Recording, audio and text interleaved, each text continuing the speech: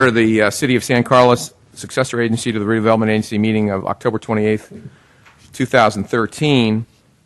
The first item on the agenda is changes to the order of agenda. Are there any changes to the order of agenda? I had a couple of things I was going Is your mic on? Now it is. Yeah.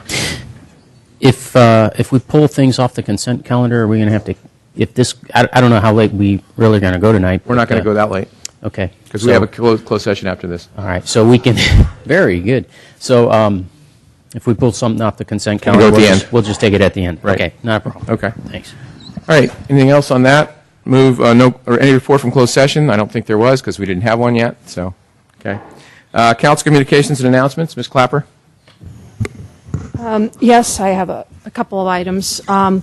This coming Friday is going to be a fairly busy one with the preview with the Friends of the Library, and on Saturday with the opening of the library.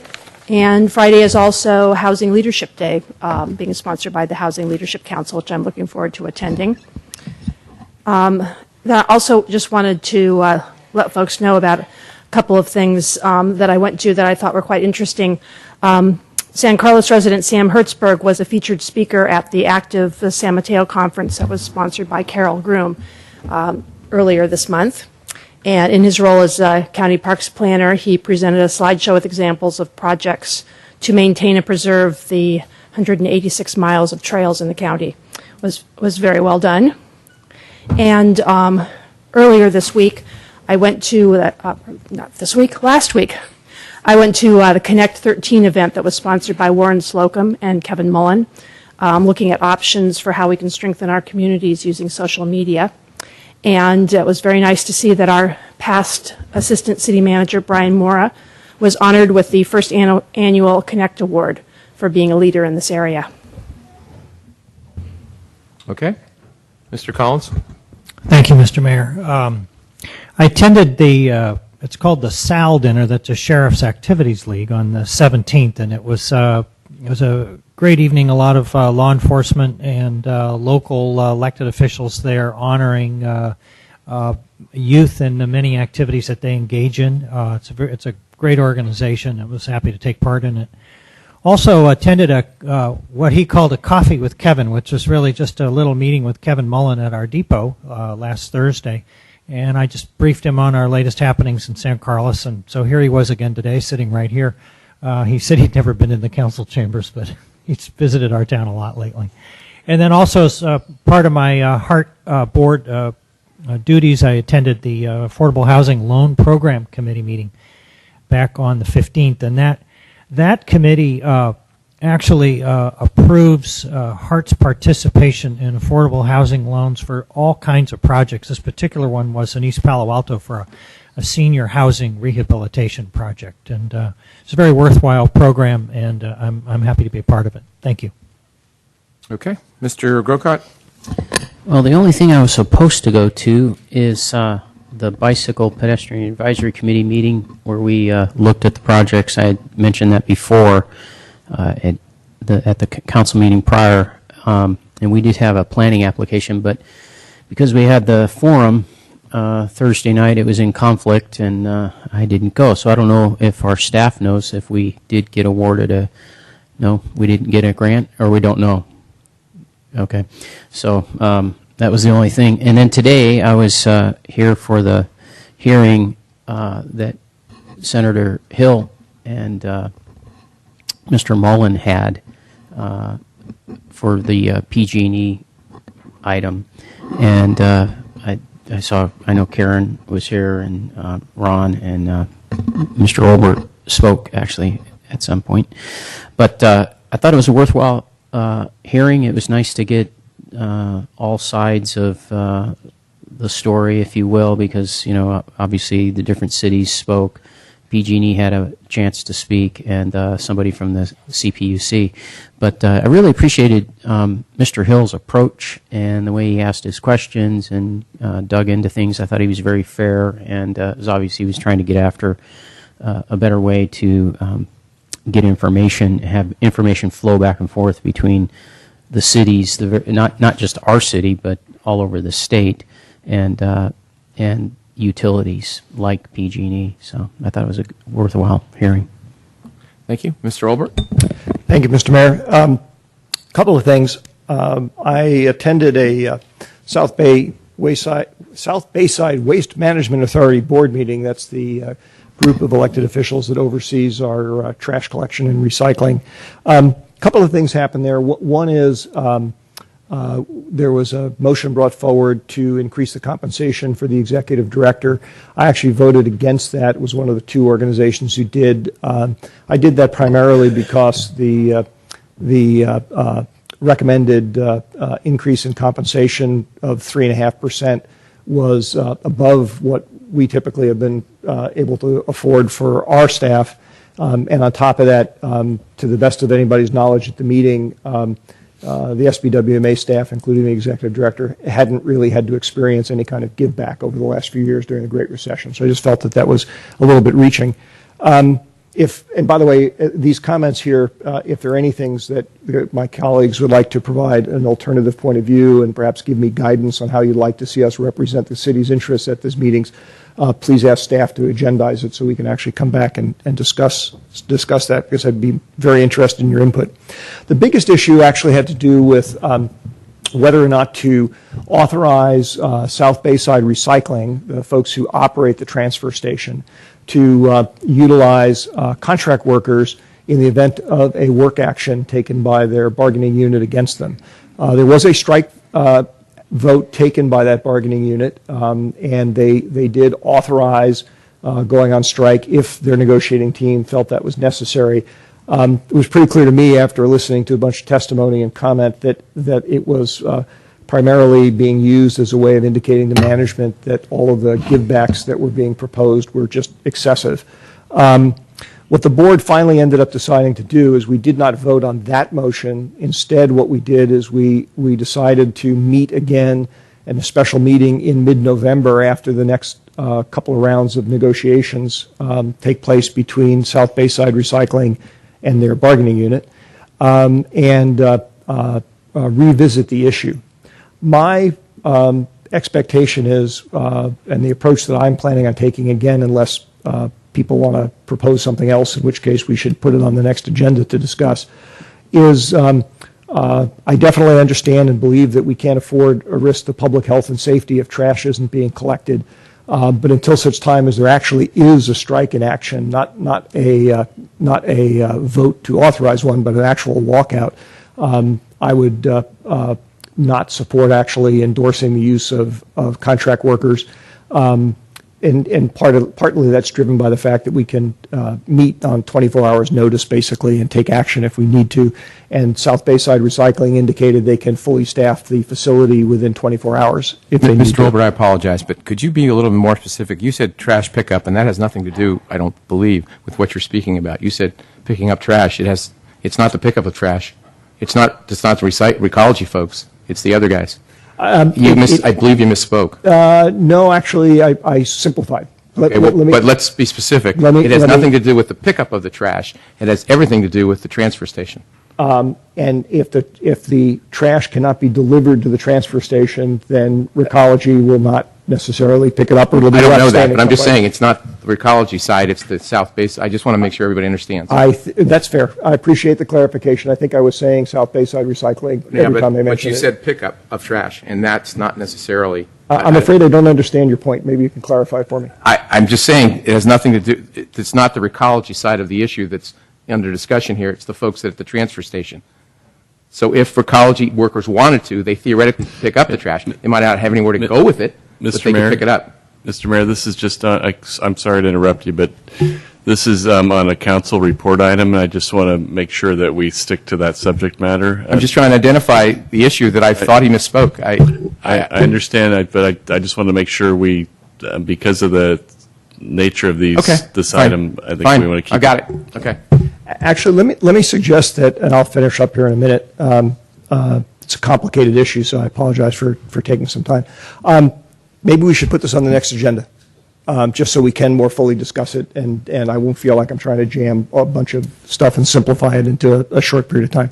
So, in any event, my expectation, my process would be unless there is an actual work stoppage at the transfer station, that I would not look to authorize the use of contract workers at the transfer station.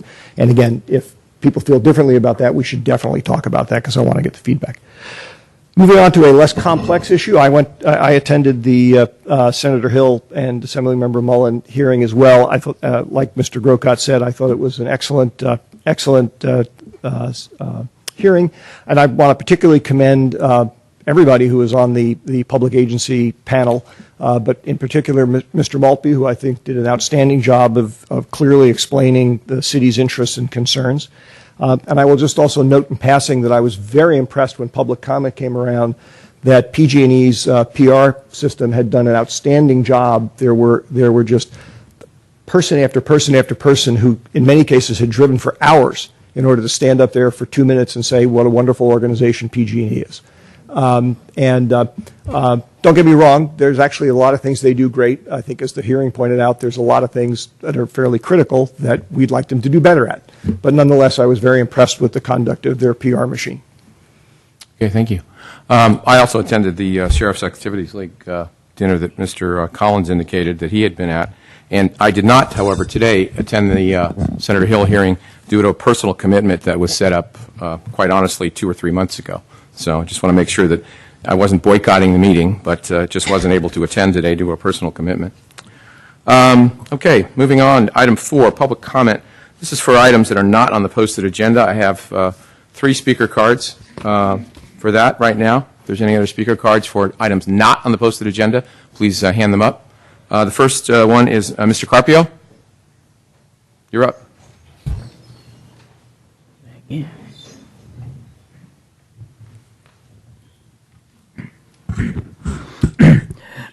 First, the machine doesn't work anymore. Okay. Needs some maintenance. I want to make comment about the project, the Caltrain project there.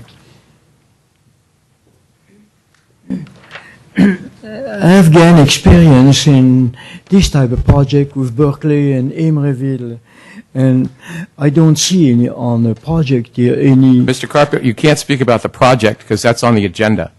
If there's something else you'd like to speak about, that's fine, but the project itself has to be, you have to speak on the agenda item. So it has to be not on the posted agenda tonight. I'm sorry. Well, sorry, I can't hear what you say. I'm just guessing. Sure. That's okay. You don't want me to speak. You no? cannot speak on this item at this time. You can speak on it at another time, but this is for items not on the posted agenda. Sorry, that doesn't That's okay. work. Can you understand? Do you understand what I'm saying? Can someone please get closer to his ear, perhaps, and explain what I'm trying to do? Mr. Carpio, the Caltrain item is later on the agenda, Oh, today, later? later this evening. About what time? Well, Maybe fairly late. could be a couple hours. Oh, no, I have to go. Okay. Yeah, I'm sorry. Sorry, Mr. Carpio. I apologize, but we have to keep that together. The next speaker card I have is Jeff Rangel. And you're limited to 2 minutes, Mr. Rangel. Good evening, Mr. Mayor and Council. My name is Jeff Rangel. I'm the Director of Corporate Affairs at Brocade, and I'm delighted to announce and invite you today to participate in the Applied Materials Silicon Valley Turkey Trot, Thanksgiving morning in downtown San Jose. It's an annual event, 5K run walk, 10K run. That benefits 4 organizations, one of which you'll hear about in just a minute. The Turkey Trot has, over its last 8 years, generated $3 million for community benefit. It's a great opportunity to come out and have some fun and excitement. There's a number of races within a race, including a kids' fun run, a fastest firefighter, quickest cop competition, and a costume competition. So lots of great activity happening in downtown San Jose Thanksgiving morning, which we encourage you to come out and participate in. Most specifically, I want to encourage you to participate in the Brocade Mayor's Cup.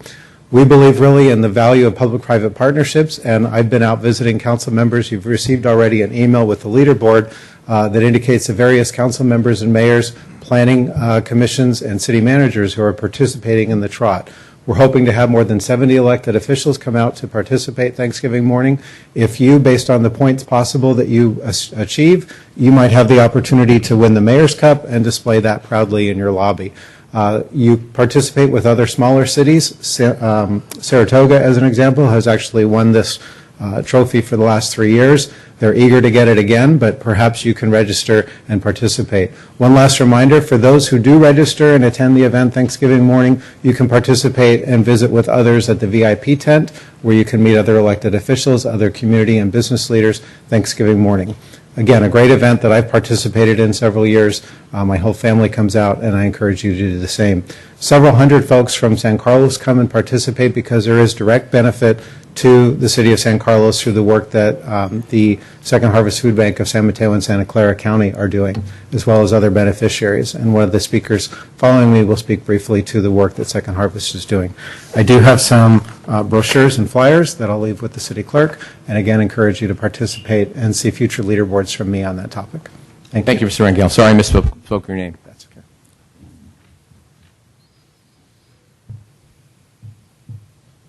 The next speaker card I have is Kayla Haley.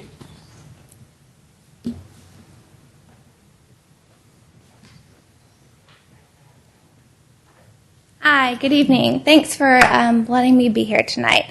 My name is Kayla Haley, and I'm with Second Harvest Food Bank of Santa Clara and San Mateo counties.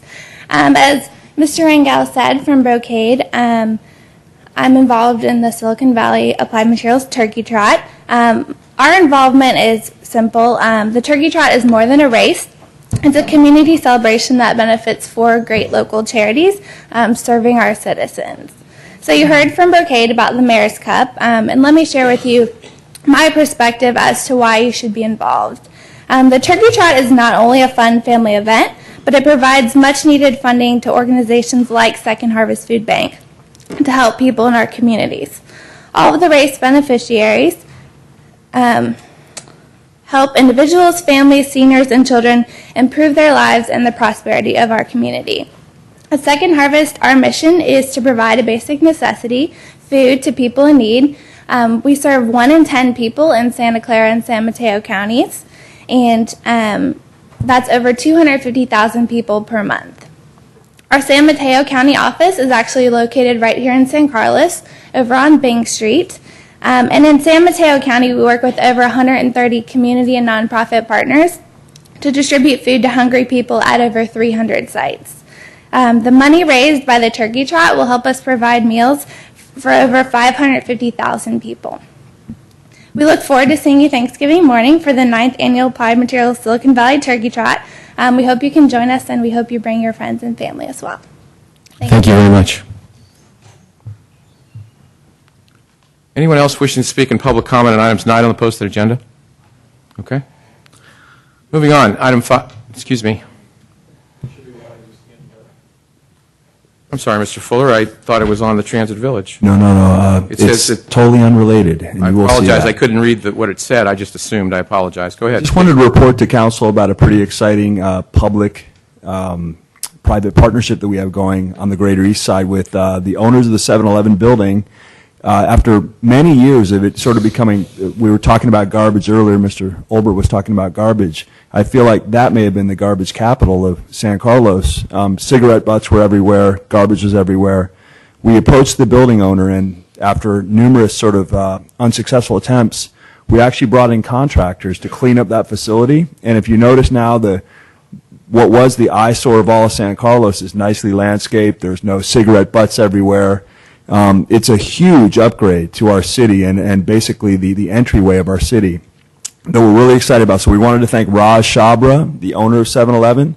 We wanted to also say that this is a great example of the type of public-private partnerships that we want to have on the east side. And we all know the story of the 65-foot sign of In-N-Out and how maybe that wasn't the best negotiation by our city, and we could have got something better. We want to get better stuff for our city in all these types of negotiations. And I would be remiss not to mention that on my walk over here tonight, I encountered just an extreme blizzard of garbage right outside of Samtrans, Caltrain, and on Old County Road, and it's not related to this project. It's just garbage that's there. There's a very bad wind current on our side of the berm, and if the squeaky oil gets the grease, I'd like to hear about it, because this is not the first time I brought this up. This is probably the 1,000th time I brought this up, and I wish that we were more competent as a city and or that Caltrain was. I don't understand, why can't this garbage be cleaned up? And I'm not directing it at anyone personally. You know I love all you guys, including the guys right here and the guys right here. It's just, we got to find a way to bring some pride back to San Carlos. I mean, we're living in an urban blight. This is a slum-like condition. Please help us clean this up, and I don't know what the answer is, but I just want to bring it to everyone's attention. Thank you for your time. Thank you, Mr. Fuller. Apologize again for not calling you up on this one. Okay, is there anyone else wishing to speak on public comment? All right, seeing none, moving on to item 5, approval of consent calendar. Consent calendar items are considered to be routine and will be enacted by one motion. There will be no separate discussion on these items unless members of the council, staff, or public request specific items to be removed for separate action. So is there any item that needs to be moved on, or should I say removed? Mr. Mayor, I wanted to pull items E and F. E and F. Okay. Any other items? If not, I'll entertain a motion to approve the other items. I move that we approve consent calendar items A, B, C, D, and G. Is there a second? Second. Moved and seconded to approve items A, B, C, D, and G on the consent calendar. Roll call, please. Councilmember Clapper? Yes. Councilmember Collins? Yes. Councilmember Grocott? Yes. Councilmember Obert? Yes. Mayor Grisilli? Yes, we'll be taking up those items at the end of the meeting. Okay, that Mr. Grocott asked to be pulled. The next item is item 6, reports to council. Reports to council are updates on key city projects by city department heads and staff and city council subcommittees. They're informational in nature. No action will be taken on these items at this meeting. And item 6A is update on condition of PG&E natural gas line 147. Good evening, Mr. Mayor, members of the City Council. As promised, bringing back this PG&E item on each of our agendas for a quick update. A few things have happened since the last meeting. Last Monday, an administrative law judge, as part of the current CPUC proceedings on line 147, issued an order allowing PG&E to open line 147 and operate it at the reduced pressure of 125 pounds per square inch. To date, my understanding is PG&E has kept line 147 shut in. It's not currently flowing gas. My understanding is they're studying line 147, they're putting together a plan, and when they have one, they will communicate that to us prior to opening the line back up so we can let our residents know. In addition, a few other things have happened. At that same hearing last week, the administrative law judge set several hearing dates beginning November 18th, where we'll have an opportunity to cross-examine witnesses as part of that process. In San Francisco, the judge expects to issue a tentative ruling on November 22nd. That tentative ruling would then be heard by the CPUC Commission on December 5th. The ruling could be approved or amended by the Commission at that time. In addition, the city has hired the law firm of Myers-Nave to represent us in these proceedings. We have also hired a technical expert, Dr. Glenn Stevick, mechanical engineer who is with UC Berkeley, to be our technical expert. We're shipping off all the records to Dr. Stevick this week so he can begin his review and prepare a report in anticipation of that November 18 hearing date. In addition, we filed a petition last Thursday with the CPUC appealing, not so much appealing, but making our request to have line 147 remain shut down. Originally, when we filed with the CPUC the previous week to be an interested party, those two filings, to become an interested party and to keep the line shut down, were incorporated into one filing, and CPUC recommended that we break those into two different filings, which is why We made that second filing to keep the line shut down last week. We felt it important that that be on the record as what the city would like to see happen with this line while it's being investigated. In addition to that, we filed to be reimbursed for our costs associated with hiring attorneys and technical experts to assist us during the CPUC investigation. No surprise, the PG&E is opposing both of our petitions to have the line shut down and to recover our costs associated with participating in this investigation. That's the update I have for you this evening. I'd be happy to answer any questions you might have. Questions for Mr. Maltby? Okay. Yes, Mr. Olbert. Just a quick question. Thank you, Mr. Mayor. Mr. Maltby, can you tell us a little bit more about the expert that we've hired, the experts that we've hired? The law firm of Myers-Nave has been representing the city of San Bruno for the last 3 years, so they've developed a great deal of expertise in working with PG&E on these pipeline issues and the CPUC, and we felt that they were the perfect law firm to represent us and that they were very much up to speed, in fact, much more up to speed than we are at the staff level on this issue, so we're hitting the ground running. This is a very fast-moving proceeding, and so I think we get quite a bit of bang for our buck in working with Myers-Nave. Dr. Stevick was recommended to us by another PhD from Cal Berkeley, a Dr. Bia, that you've probably, if you've read on the issue, has been involved in this pipeline issue since the San Bruno explosion, comes highly recommended. He recommended Dr. Stevick for us, who's been working on these issues.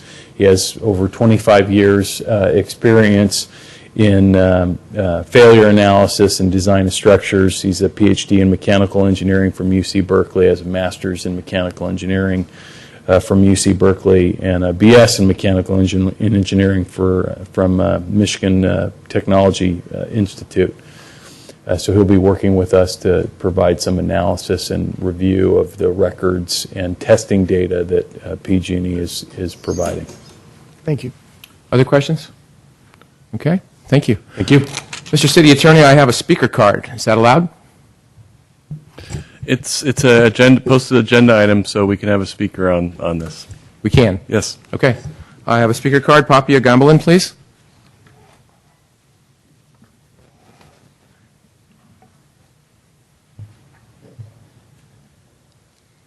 Good evening, Honorable Mayor and Council members. My name is Papia Gamblin. I'm a Corporate Affairs Director at PG&E.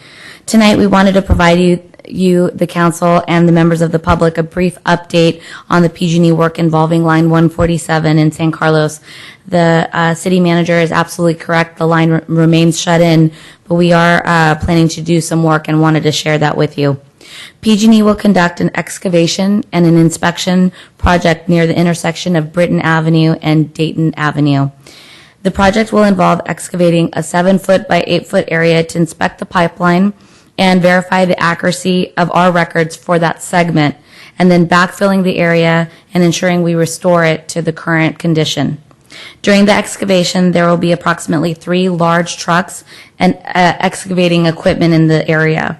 Due to the movement of the trucks throughout the excavation, inspection, and backfilling period, we will have traffic impacts.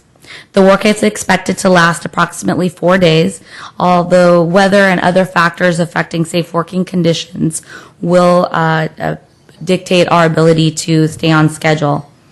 The work was planned to commence on November 4th. However, we will be commencing the work on November 11th due to a no-touch policy that we have. We have 2 line clearances, essentially line 132, which we plan to clear out to do some other work throughout the rest of the peninsula. And of course, with line 147 being shut in, we don't want to compromise the rest of the gas system. So we're going to wait until that line clearance commences and finishes on line 132 and then conduct the inspection work. On October 3rd, we provided city staff with an overview of the project. At that time, we submitted draft permit application for comment by the city, and since have received an approved permit for the work. And of course, with this move, we will continue to work with city staff to ensure that we adhere to the conditions that the city has asked of us to adhere to on the permits. Lastly, I just wanted to share that we were able to reach out to over 430 customers in the area about the project, specifically potential traffic impacts. We also canvassed in the immediate area to ensure that each of those residents had a personal contact with PG&E to ask questions and have conversation about the work and what they can expect. We've also shared this information with city staff. Once the project is complete, we will share the findings with the city, the council, and the CPUC. Thank you for your time. Thank you, Ms. Gillen. Okay, moving on. Item 7, public hearing, San Carlos Transit Village Plan Development.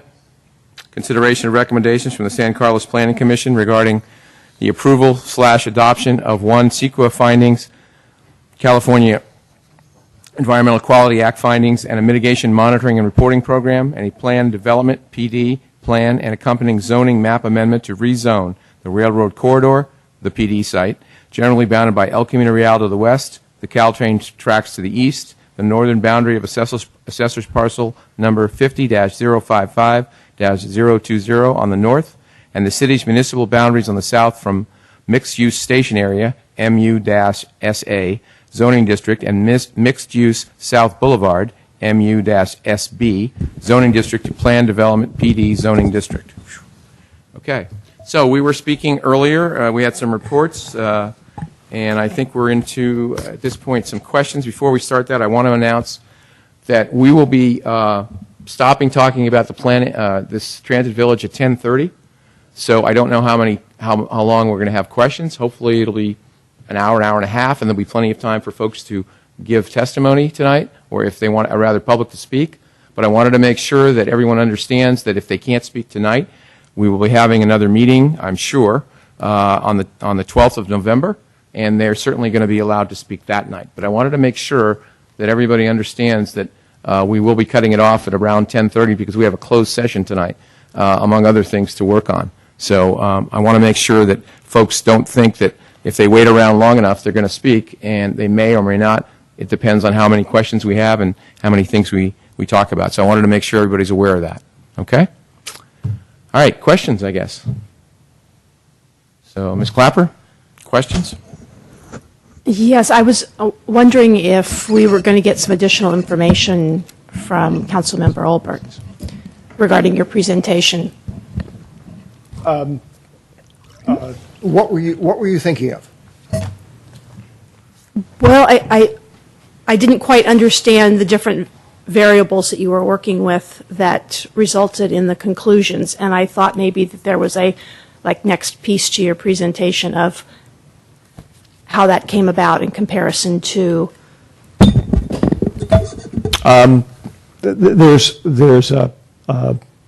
There are a fair number of assumptions in the model. It would probably take a while to go through them all. I would be happy to, assuming the city attorney is okay with this, I would be happy to provide that to everybody and make it a public document. I mean, I'm not trying to withhold information from you.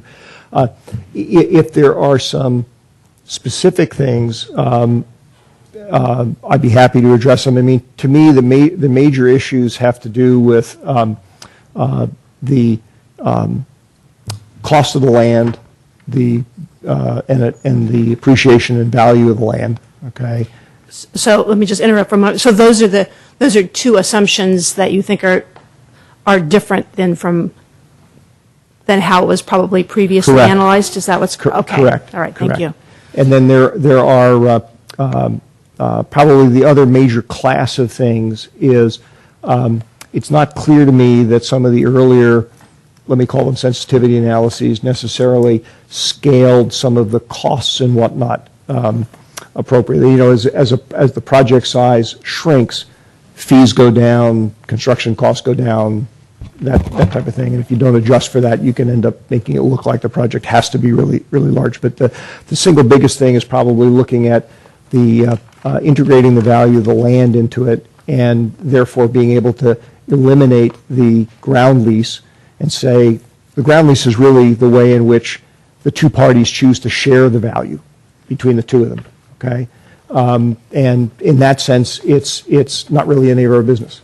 If I could interrupt, if Mr. Olbert would provide that item to us, and I'm sure he will, I think that would be great if we could all look at it, because quite honestly, it was a fairly quick presentation. Right. There'll be plenty of time to ask those questions in the next meeting. Right, well, yeah, that would be great if Yeah. we can be provided with Because it. we I don't think have it that in would be front of us. extreme. If you could do extremely that. helpful. Excuse me.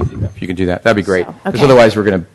Oh, yeah, I don't want to get into that level of detail right now. I just wanted I to was just find, trying to push. I'm assuming it will be mentioned later this We have- evening, and we I have- want to be able to put it in a context. We will have plenty of time on the 12th or whenever to talk about that. So, but other questions you might have on presentations or the staff report or any other items?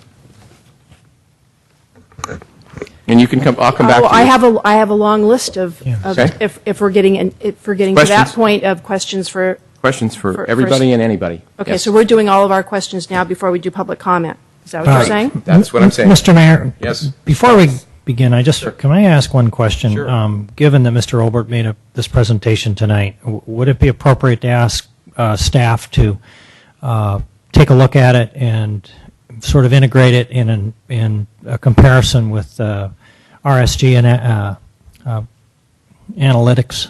And I don't know if it needs to be incorporated, but I would like to see an evaluation of it and maybe have another set of eyes look at it. Not that I don't trust you, Mr. Olbert. I think you spent a lot of time on it, and obviously your study of it is very thorough. But I'd like to see, someone else's take on it and see what value. It may be of great value to us, but I think I'd like to see a little bit more evaluation of it. I think it ought to be considered. So. Through the chair. I'm wondering Can if we could do that. Go ahead, Mr. Comment Olbert. Yeah. I think that's a great idea, and so my colleagues understand, I don't take any offense at people challenging that. That's essentially the same point I made to the mayor when we were dealing with trash rates on the fly, okay? And just so you're aware, besides being in close consultation with RSG, our consultants, as I was working through this, I have also shared it with with staff. I only started doing that today because it obviously was being developed over the weekend. And I fully support your request, and in fact, we have some meetings scheduled with RSG by phone and the staff to go through it, because I think it is important. I don't pretend to be an expert on development economics. So I'd be happy to see that done. Okay, that's good. Why don't we do this, Ms. Clapper? Why don't you why don't we do this instead of, because I'm sure all of us have a number of questions, and you might take a half an hour, 45 minutes, or an hour just by yourself, or we all might do that. So why don't you ask 3 questions, and let's do 3 questions, and we'll just keep going along, and so everybody will get a chance to ask questions, and then we'll come back, so everybody will be able to exhaust their list. Is that okay? That's fine with me. Great. Mr. Mayor, I just for the record, it sounds like we're moving to the public hearing item and kind of moving away from the study session. I just wanted to. I'm sorry, I announced the public hearing. Was we supposed to open the public hearing? I just thought that I just want to make it clear for the record that you've moved away from the study session, because I was thinking you were talking about that. Maybe I'm mistaken. What was? I just announced 7A, so I just assumed that took care of it. I'm sorry. What else do I need to do? What you just did is fine, Mr. Mayor. I announced it, so I figured we moved right on. And then I had one other comment, just Sure. because of the nature of this item. We have the Code of Conduct requires you to announce any ex parte communications you've had on the item. You don't have to do that necessarily tonight, but it's appropriate for you to make those types of disclosures before you consider the item. Okay. Do you want to do it tonight, ladies and gentlemen, or do you want to do it later? Let's do it right now. Okay. Go ahead. Okay, I have spoken with Samtrans, with Mark Simon and Brian Fitzpatrick regarding this project, and as well as some of the folks from the Greater East Side neighborhood. So that's the limit of my Go ahead, Ms. discussions. Connell. Thank you, Mr. Mayor. Last week I've spoken with Scott Marsters, Ben Fuller, Dimitri Vandelos, Mark Simon, and Jeff Bird and Jess Couch. Okay. Mr. Grocott? The only people I've talked to regarding this project are not the applicant, not Samtrans. I see the this fella walking past the coffee shop every morning, but we don't really talk about the project. I've talked to some of the folks on the east side, like Ben Fuller, primarily, I think, in terms of our candidates for him, and maybe a few other times. But other than that, people at the plantation, that's about it. Okay. Mr. Olbert? Let's see, in the last week, I've spoken to Dimitri Vandelos, Ben Fuller, Sam Hersberg. As I mentioned, a number of conversations with Jim, is it Stanson? Stanson from RSG? Simon, sorry, from RSG. And I believe that's it. Okay, I have spoken in the last couple of weeks with Mark Simon and Ben Fuller and Sam Ertzberg and Dimitri Vandelos and also the folks from Legacy. And I believe that covers it. Okay, Mr. City Attorney, thank you very much. I appreciate that. So I assume we do not have to repeat that at the next meeting or the next meeting after that. You do not have to repeat unless there are unless there's new people that you've talked with. Gotcha. Okay, good. All right, why don't we get started with a few questions, 3 questions, and we'll go marching down the road here. Okay. Majority of my questions are focusing on the transit part of the Transit Village and how we can maximize that aspect of it. So I didn't see anything in the staff report regarding any conditions requiring transit passes for any of the commercial and retail spaces. So I didn't know if there was any way in which that could be encouraged for those employees. Also, if there was going to be any space in any of the parking areas, either above ground or below ground, for a Zipcar type service. And I was concerned about the location for the disabled parking, where that was going to be, as well as the specific parking for the Depot Cafe. So those are my Staff? 3 target areas right now. Staff, could you answer those? Yes, Mr. Mayor, and I think just as a point of clarification, what I'll do is I'll direct traffic and communications. There may be different individuals from different groups that would best be able to answer some of the questions. So I just wanted to make that clarification. You want to answer the first one? Okay, so one of the questions was about transit passes. Part of what is before you is the proposed transportation demand management program that is included in the plan development. Part of what you have a chance to approve or comment on or change is that. So your suggestion about we'd like to see a different mix or more is part of what you can do as part of your deliberations.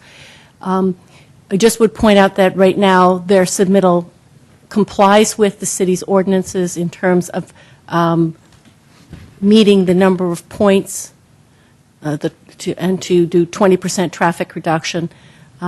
Again, we're doing a plan development, so there is an opportunity as part of your deliberations to look at whether there should be additional requirements, and that would be something you might want to ask the applicant and see what their response is. And just to clarify, on passes, I think those were primarily focused on the residents as opposed to the employees. And I think there may have been 100, up to 100 offered to residents who wanted them. But we didn't talk much about the commercial, retail, or office space. And then your second question was about if there was a dedicated car sharing. I know you mentioned Zipcar, but we called it car sharing in the conditions of approval. And there is a condition on page 16 of the conditions that said that 3 parking spaces in the multimodal station would be dedicated to car sharing, like Zipcar or some other model. The other question you had to do with parking for the restaurant in the depot.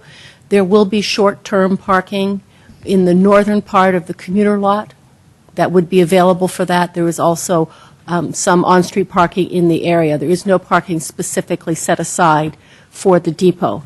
And I believe you had a 4th question, or there was another component. Yes, disabled parking. The disabled parking, they will have to be in compliance with California's requirements in terms of the maximum distance. The area nearest the transit center is being focused on transit operations, the buses and those sorts of things. But there is some parking in that area, and perhaps that's something that when we have the applicant responding, they could perhaps address it. But through the design review process and part of the building permit, they will have to comply with California Building Code requirements having to do with meeting accessibility. Okay, thank you. Great, thank you. Mr. Grocott, about three or four questions you might have? Okay. Start off. The first one I had was I noticed throughout in the drawings that it referenced the 4-foot height allowed for sloped roofs and parapets. And if you could just, if staff or somebody could comment on why that's on the drawings. Is that somewhere in our ordinances, or where does that come from, that language? Whoever. It is specific in our ordinance, and there was a change from when the project first came in, but we allow, as opposed to, for that specific roof type, the sloped roofs, there is an additional 4 feet of height to accommodate that, and that is specific in our ordinance, or zoning You ordinance. mentioned a change. What, can you speak about that? From when this project got started, we adopted a new zoning ordinance in 2011. So how we measured height has changed a little bit. So that language is a result of the change that was made in 2011, is what you're saying? That's correct. That gives this allowance? Correct. Okay. Before that, the height was measured to the average of the roof ridge and the top of wall plate. So I'm not sure that there's much difference, but it's a different way in which we measure height. Okay. Sticking with that a little bit, has there been a actual survey done of this site to determine elevations of land and change of elevation over the site, distance from one end to the other, in order to, there's things shown on the plans, or excuse me, on the elevations, showing, this is 50 feet above closest adjacent grade. But I didn't see anything in what we were given that indicates there was any way to set that datum point. The last datum set points, of the last set of plans in the drawing at the end are civil engineering drawings, which do have existing grades, also have the proposed finished slab grades for the garage, and then the finished floor grades above that. So you'd have to go to those drawings in order to look at what is the these all the way grade to the changes back, across the site, as well as what is the proposed project grading and the heights of the building pads. Okay, I just didn't get that far back into it.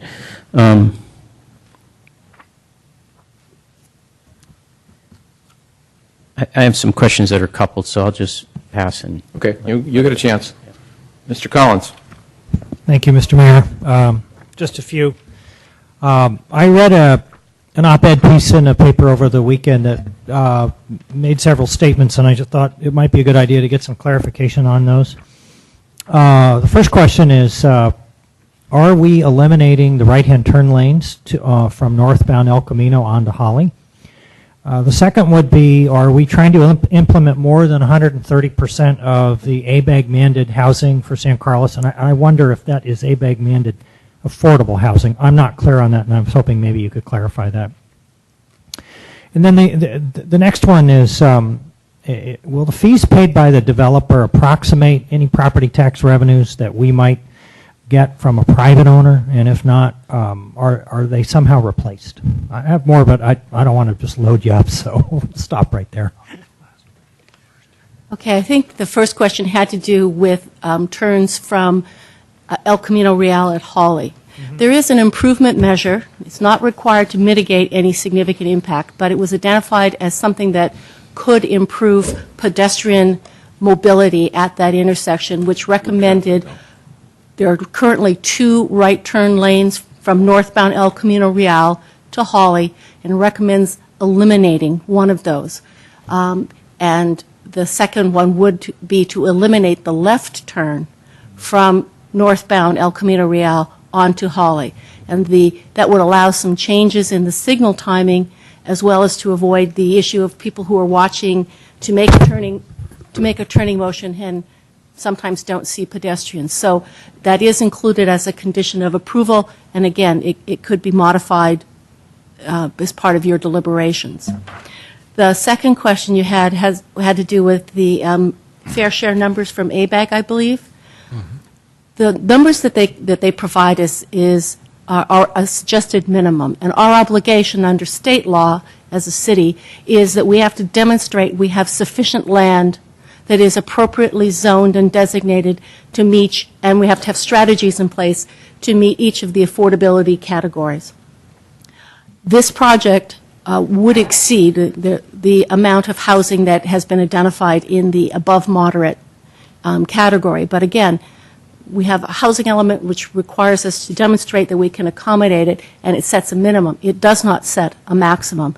So we aren't, it's kind of like apples and oranges. We've demonstrated through the housing element our ability to accommodate those, but we've also, through our general plan and our zoning, said how we'd like to see this piece of land develop and at what kinds of densities. We've said up to 50 units to the acre is how we would like to see the development adjacent to the transit center.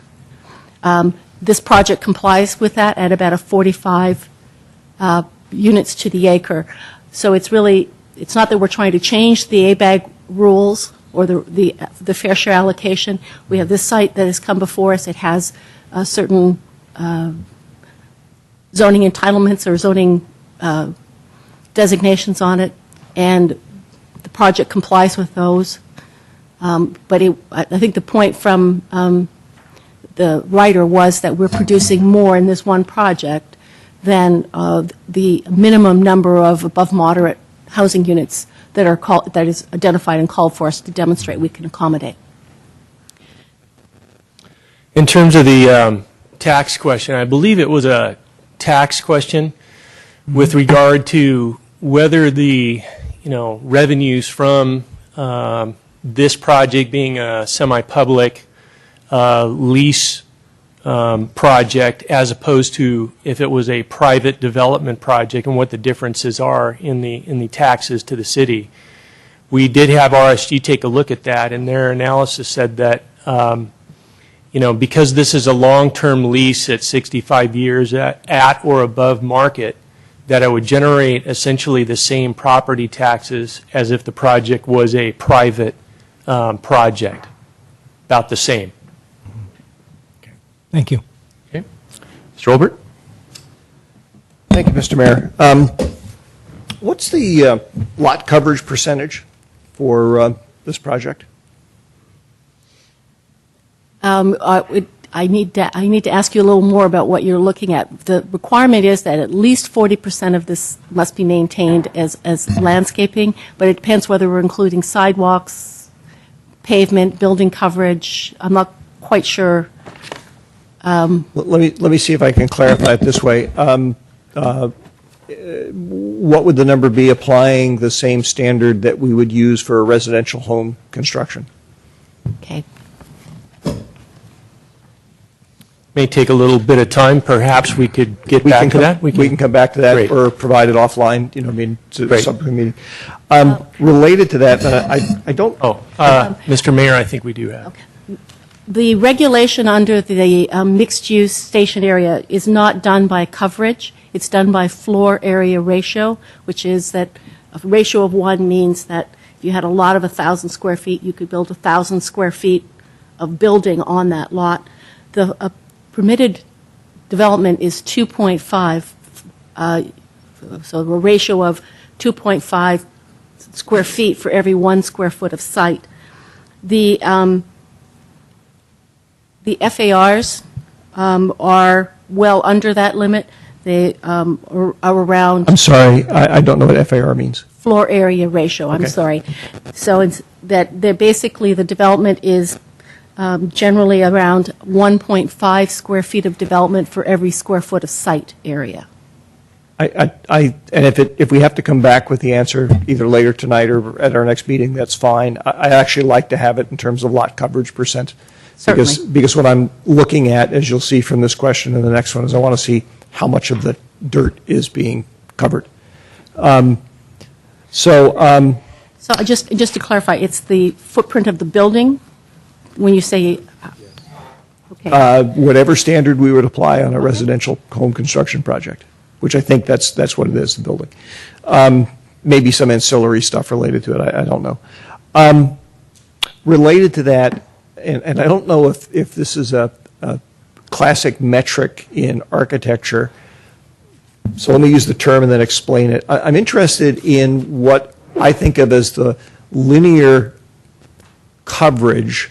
Imagine somebody walking along El Camino Real on the sidewalk, and they're looking to the east because they're walking north.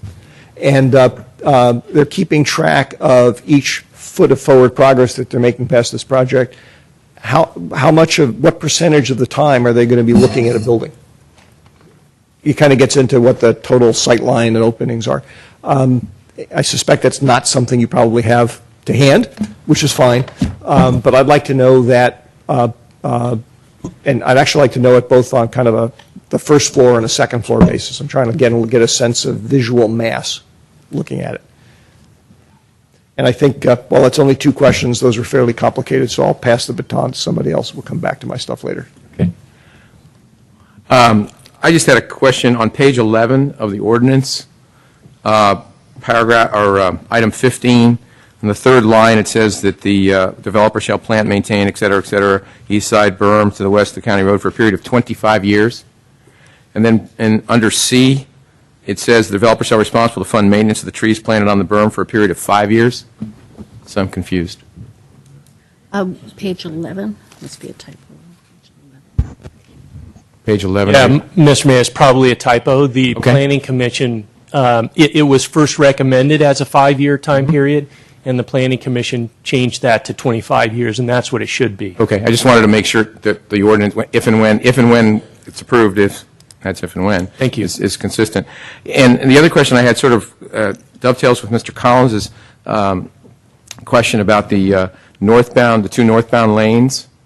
And I certainly appreciate the comment that certainly it would be more pedestrian friendly. Has anyone looked at what's going to happen to the traffic there? Because I drive that every day. And with only 1 lane, has someone looked at how far back up that line of traffic is going to be, if even people will be able to turn left off of San Carlos Avenue at 8:30 in the morning? Left off of San Carlos? I'd have to review the traffic studies, but I'd be happy to take a look at that. Could you and do get that? back to you, Because but I believe certainly it has understand been. why it might have been taken out, but I just wanted to see if there was a counterbalance on what they thought would happen to the traffic. I have my own opinion, but I won't, which I think I might have said already. All right. Thanks. I just had a couple questions. Ms. Clapper? Yes. Okay. Wanted to I didn't see anything in the staff report about parking being unbundled. I'd be interested in hearing a little bit more about what the options are for doing that, and about electric charging stations, not only for residential use, but in the Caltrain parking lot and the multimodal station, as well as being available in the retail commercial parking areas. Those are my 2 questions for right now, because I actually used 4 the last time, so I'm dunning myself 1 question. Mr. Mayor, to answer that, the first question with regard to unbundled parking is the Planning Commission did have a fairly extensive discussion about unbundled parking. It's not something that the City of San Carlos requires. It's something that is offered by our ordinance and our TDM plan. If the applicant wants to do unbundled parking, then they would have to go through a minor use permit to do it and tell us how they were going to do it, how they intended to do it. There was an extensive dialogue between the developer and the Planning Commission about it. It hasn't been used a whole lot in San Mateo County. We understand that some cities are looking at, in some development projects, perhaps in Redwood City, maybe one other city in San Mateo County is currently looking at doing that. But it's something that I know that the Sierra Club had mentioned in their letter to the City Council as being of interest. And I think that it would warrant some discussion with the developer and what they thought about it.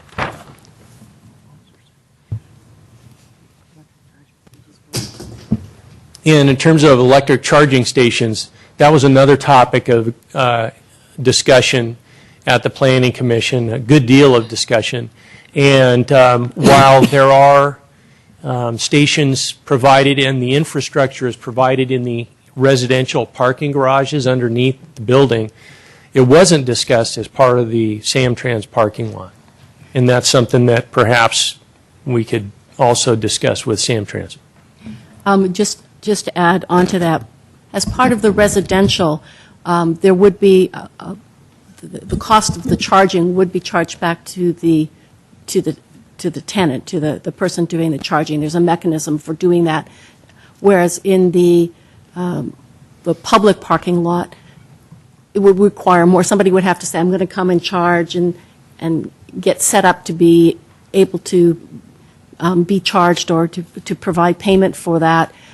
So it would be a little more complicated to do it. Somebody could show up and the charging station isn't available, but the charging stations could be provided. The issue of how to set it up for any member of the public to be able to come and charge would take a little more thinking through, but it could be something that could be included. Okay, I would definitely like to hear more about that. If they can do it at the Redwood Shores Library, I think we could work something into this project. Thank you. Mr. Grocott, a couple of questions, three questions. Boy, I wanted to get some clarification on process. And the way I'll put it out there is this. My understanding is partly what we're doing is an entitlement process. So I would like to have that explained to me, what exactly that is, in I guess, layman's terms of taking the legalese of it and putting it in layman's terms. And coupled with that, the one thing I'm looking at with this is, we hear, at least I've heard, well, this project fits into our general plan. And yet, our general plan has this as mixed-use station and mixed-use something else. And if it was fitting in directly into our general plan, just plugging into our general plan, I don't think there would be the request for a planned unit development at the site. And in my business, if I go to an agency and say, I've got this unusual piece of property, a client with an unusual piece of property, and we want to do X, Y, and Z because the property is unusual, and so we're looking for a variance, I have to write a very detailed letter that says, this is the variance we're looking for, this is why, and this is how the variance we're asking for is different from what the zoning code requires otherwise. And that's another thing, when I look at these documents, I don't see what would be allowed if this were being submitted as under the current code, those are zoning ordinance, and what's being asked for that's different than that, and that's why we're looking at planned unit development. Now, you don't, like some of these other questions, I don't know that you're going to be able to answer that tonight, but that's a question I have, and I think all of us should be interested in that. First of all, attachment 5 to the staff report provides a summary of where the project complies with the existing zoning, okay, and where basically they're asking for flexibility from the development standards. Can I just interrupt you just a little bit right there? Sure. I have to admit, I didn't spend a lot of time reading. I got started reading on this stuff, and then I got to looking at the drawings, and being my background is designing things, I spent a heck of a lot more time getting into these drawings and looking at them in a very detailed fashion, and I figured I would be doing a service to my council if that's what I did, because that's my expertise. Just like Mr. Olbert looked at things in a financial way, I dug into these drawings, and that's where I didn't see the difference. I didn't even look at attachment 5 to be respectful. And that's fine. It's a Yeah. lot to take in. It is. But on the last page of that 3 or 4 page attachment, it identifies where specifically the project does not comply with the site-specific development standards, such as it doesn't maintain a 15-foot setback. Sometimes a little corner of the building notches down into the 15-foot front yard setback along El Camino. The setbacks of the buildings from Hawley Street are less than 10 feet, and part of that is because of the radius turn at the corner. The requirement is that the ground floor for residential use in the residential buildings needs to be a minimum of 12 feet, and which is higher than you would normally have to have for residential. This project would not comply with that. The ground floor minimum height for commercial is 16, and Building 7 does not comply with that. The allowed setback for surface parking lots from the property line is supposed to be a minimum of 40 feet. Because of the shallowness of the property in some places, it doesn't comply with that.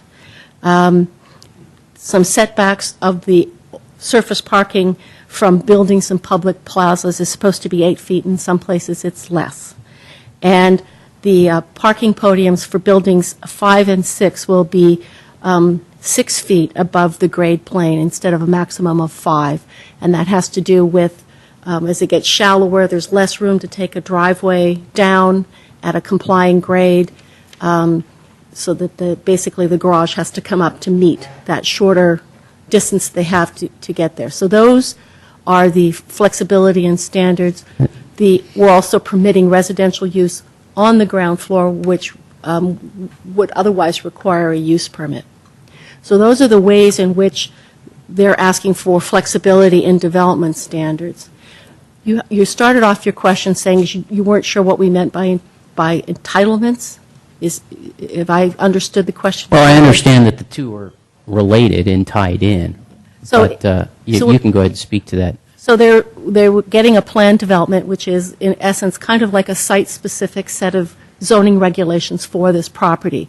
If you approve the plan development application, all the rules that are set out in the plan development booklet, which include these kinds of exceptions, and the use standards set out in there would basically become the criteria against which, when they come in for design review, or as this project has a life and people come in and say, well, I want to do this kind of a use, we would be going back to site-specific and saying, does this comply or doesn't it comply? In the use criteria, basically, we've removed some uses, such as personal service uses, but added some uses, such as residential on the ground floor or child care center on the ground floor. So the entitlement would be something that's tailored specifically to this site, specifically for this project, and that then becomes what we compare it to in terms of, does it comply, does it not comply, what are the design standards that it needs to comply with if the plan development was approved. And a follow-up question somewhat relates to what Mr. Olbert was talking about with pacing the project, and how long do you walk along a building face and when do you get a break? Is there anything in the planned unit development that is a variance, if you will, from the mixed-use designation in terms of length of buildings? Yes. That's what I thought.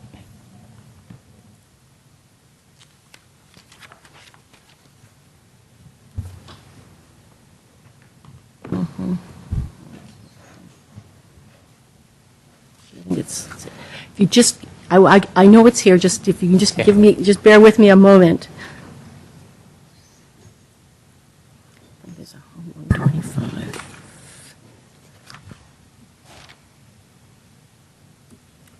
Perhaps, Mr. Mayor, we can move on to the next question and circle back around to that. No one. problem. I just didn't know how, I can't flip that fast, but I thought maybe she could. Sure. Mr. Collins, we'll come back to your. Thank you, Mr. Mayor. A few more. One of the other questions that came up was what kind of sewer taxes will be paid and who will pay them? That's one. When Legacy was selected as a developer, I believe, was that 2005 or 2004? I believe it was 2005. 2005, okay. Questions are, how many units were proposed at that time and how many are planned today? I think I know the answer to the second part of that question. And then the last one, maybe you may have to do some measuring. It's difficult for me to, after going through all the plans, to figure out distances. I couldn't quite calculate that. But my question is, what's the distance from the back of each building to the tracks and then to the east side of Old County Road? I realize that's probably a series of different calculations, but I'm hoping it's in there somewhere. I just couldn't find it. The first question has to do with sewer taxes. This project will be responsible for paying sewer connection fees. Every project that is built needs to pay for its share of the sewage treatment capacity in the plant. They will be required to pay that. And then from an operational perspective, they will pay a fee for using the sewer, and those would be the same as if there was any other kind of development or project. They'll pay So the they'll same. just collect those from the renters? No. Well, that's I mean, between they will through whatever they charge for the rent. right. That's what I meant. I think it's unlikely that it'll be an individual unit fee. The But they'll do a connection fee will be calculation. part of the development fees, and then typically sewer would not be in building by building, but it would be part of Right. would be factored into the rent. Right. Thank you. You asked about what the initial proposal was. My understanding is that when they put in a proposal and went through the process by which they were selected, they initially proposed 319 units. The current development proposal is 280 units with the conditions of approval, and in our discussions with the applicant, the conditions would result in, they believe, in the loss of or the reduction of 8 units, so that it would be 272 units. With regard to the distance setback from the tracks, the residential buildings are a minimum of about 55 feet, but it varies, as you, I think, saw earlier in the site plans. For instance, Building 1 is between 64 and 71 feet, let's say. Building 2, 56 to almost 60 feet. And this is just to give you a comparison. The existing train depot is about 32 to 38 feet away. Building 3, 55 feet minimum, up to 63 feet. Building 4, 56, 57 feet. Building 5, 56 to 57. Building 6, 55. Did I say that already? Building 7, 45 to 46 feet, and then Building 8, 57 to 64 feet, approximately. And he asked also from Old County Road. And then the second part of that was how far from the east side of Old County Road? That we're going to have to come back with you on that one. It looks like it's pretty, looks like. I mean, just an approximate, like an additional 40 feet, 50 feet, 30 feet? I'd say it's pretty another much the same. 40 feet or so. Okay. Okay? Thank you. Mr. Olbert? Thank you, Mr. Mayor. Mr. Collins, just as an aside, the material that I was given by RSG, which came from staff, the sewer connection fees themselves are about $500,000. Thank you. If you fully build out the project. If I heard correctly, I believe the plan, the applicants were talking about how the plan shows lower heights for the building, or at least the heights were reduced near Holly Street, relative to perhaps some earlier designs. Whether that's true or not, my question basically is: do we look at actually having greater heights immediately adjacent to Holly Street? Because that's the one area where there's limited impact on views, shall I say?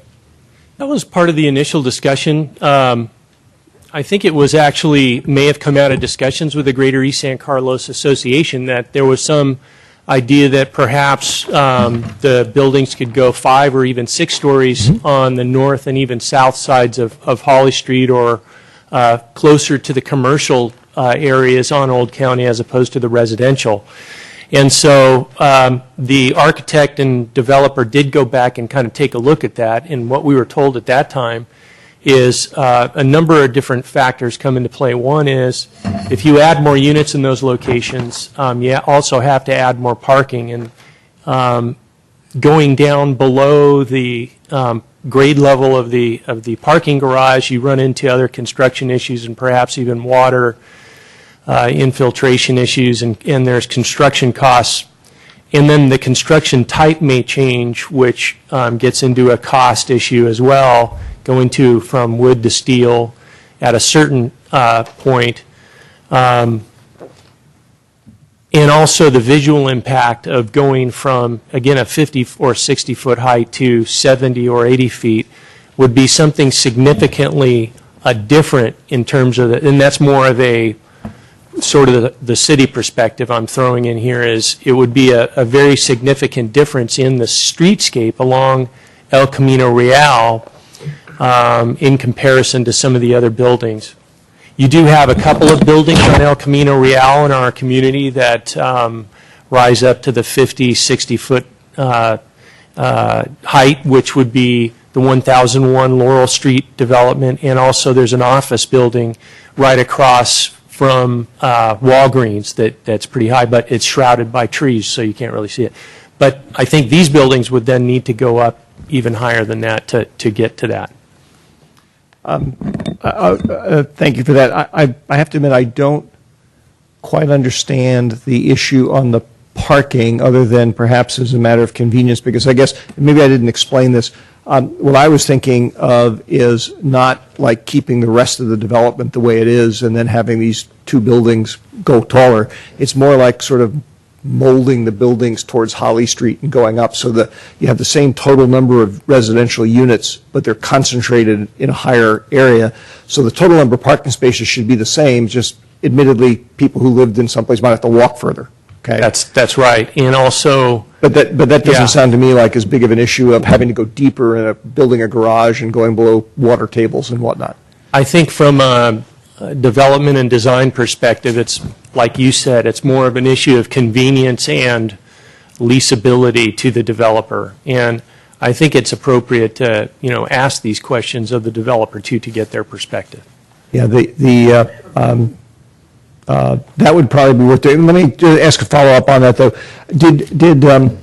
When issues of the economic trade-offs of different construction materials and whatnot come up, does staff typically tend to challenge the applicant to say, okay, walk us through that? In other words, what exactly are we talking about? A $2 difference? Are we talking about $100 a square foot difference? I mean, do we have those kind of discussions? Yeah, we do to some extent. I mean, we ask those questions, but at the same time, a developer can say, sure, we'll provide you with that data, but we're not willing to consider that. It doesn't, make our development project work the way we want it to, or pro forma or something. So you can have those conversations, and we do, but again, it's up to the developer to kind of make a proposal to the city. Well, then, again, I will pass on after just making a comment that perhaps I would actually like to have council come back, not necessarily tonight, but certainly before we make a decision, and explain to me again what the ground rules are for our decision-making in the entitlement process. I mean, just to be hypothetical, you were saying, Mr. Savay, that the applicant could say, well, I just don't want to do it that way. And, I mean, hypothetically, could we say, well, fine, then we're not going to grant the entitlements? Okay? I know that, put that baldly, we can't do that, but I've always been led to believe by staff that we have a fair amount of negotiating flexibility at this stage of the process. And I guess another way of phrasing my question is I'd like council to explain to us exactly how much we have, as best he can. Not necessarily tonight, that can be next time. Yeah, council to us. Oh, council. Yeah. Okay, thank you. Yeah, I mean, to kind of go back to the first part of your question, you do have the discretion whether or not to agree with what's being proposed. And from a city staff perspective, we are obligated to consider what is being proposed in an application by state law as well. So that's the question, I think, Craig.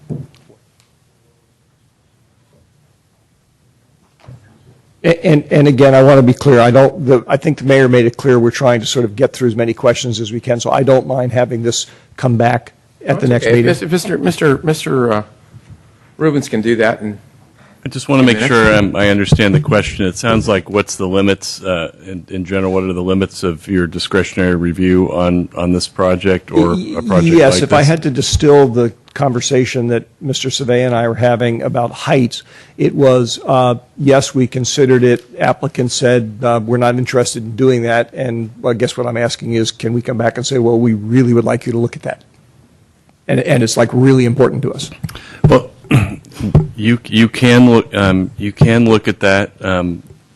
There is a limitation because of the CEQA review, but on the heights because of what was studied previously. But you could ask within your review of this different variations on the heights of the different buildings. You can talk about. Because it's a planned development, you have a lot of discretion in setting the zoning for this site through that planned development. But I think Mr. Savay is correct in that we are obligated to present to you what the applicant's proposing. But again, it's subject to the findings that you need to make in approving a project. And the legislative act, it's more legislative action, and the ordinance is more of a policy statement. But within that is the planned unit development standards that you're going to apply to the project, so they are interrelated. Okay, that's helpful. Thank you. Couple more here. Mr. Savay or whomever, the commercial, like Building 7 and then the Building 8, where let's say the office space, all that, is that all going to be controlled by the developer? Basically, the developer is going to rent it out. The developer gets the rent and so on. The city doesn't have anything to do with those two buildings. Yeah, I mean, they lease it out. They rent it. We do have some conditions in terms of the uses that can and cannot go in there and how they can be used. But if we wanted to change those buildings, again, sort of to Mr. Olbert's point, we can offer that and say, we want to change this building and we'll be happy to vote for you, but if you don't want to change it, we won't. Sure. Okay. The other question I have, in the plaza area, the transit area right there where we're going to open it up and we're going to, instead of cars going in now, there's going to be people. Is there going to be a curb on the El Camino Real? Yes. Okay, because I can see somebody who hasn't been there in a while, assuming, let's just say this ever got built, somebody hasn't come back for 3 years and they want to go to the train station and taking a right-hand turn. You may laugh, but No, I think that's a good point. I just want to make sure there's a curb so they'll be pretty obvious that you're not going to be able to turn in there. There's a curb, and there will also be some vertical elements. The landscape architect called them plinths. Sorry? Plinths. Okay. But they could also be called bollards. I was going to say bollards. Raised, Okay, so I didn't see that. I didn't see that in the picture. Yeah, they're little like blocks in the front along Okay. El Camino, Okay. and you can sit on them, but they rise up maybe Okay. 3 feet or so, and Okay. so you'll have a visual cue that I think you that can't was turn explained, and I guess I didn't get it because I was thinking of bollards. Okay. And I move that we call those Bob's bollards. Bob's bollards. Thanks so much. I really appreciate that. So those are a couple of questions. Ms. Clapper. Yes, okay, returning to my parking questions. So I understand that there is more residential parking that is needed by the number of units that are currently planned. And I'm wondering if there was any discussion about how those extra spaces could be used, either for community parking or for storage areas that could be separately rented by people who are living in the residential buildings. And looking not only at what is deemed excess or could be deemed excess at this point in time, but as time goes on And given that this is successful as being a transit-oriented development, that there would be less parking of automobiles by the residents, that the space in the parking area could actually be used for other purposes by the people living there. Was there any discussion or options that have been looked at? There was some discussion, and in fact, there's a condition that would require some of the parking spaces under buildings 5 and 6 to be used and shared by the employees of the buildings 7 and 8, the commercial buildings, so that it would relieve some of the retail parking on the surface areas of the Samtrans lot next to the building there. So there is that condition. So there was a discussion about how that evolved. But in terms of the rest of the residential buildings, there hasn't really been a discussion about usage of those other residential spaces. Okay. Or using them for other purposes. And again, our parking standards tend to be minimum. You have to at least provide this many. This is how many parking spaces the applicant is proposing to provide in those buildings. And over the life of the project, there may be needs for storage space or whatever, and then they could come back and ask to adjust those as our experience over 20 or 30 years changes in terms of how much parking we believe goes with this kind of housing. I would just want to make sure that however that portion of the building is being built, that we're taking into account any separate fire codes or other kinds of applicable codes that would give the flexibility to that space, because I think that's one of the attributes of this project, is to be able to redelegate that space to a more effective use in the future. So something I would like to be able to revisit. And then on follow-up to that would be looking at the parking space in the multimodal parking lot, given that it's been indicated that we would have at least 226 spaces, possibly more given what's being looked at, and that on average 100 spaces are being used. So they've talked, in the staff report, it indicates that there might be some additional spaces that would be provided for community use after 6 o'clock and on the weekends. But it sounds like there might be some spaces that would be available during the day also. And I'd like to find out, is that something that we can somehow build the options for possibly working out something with Samtrans on in this PD that we're looking at, or how would we go about looking at those options?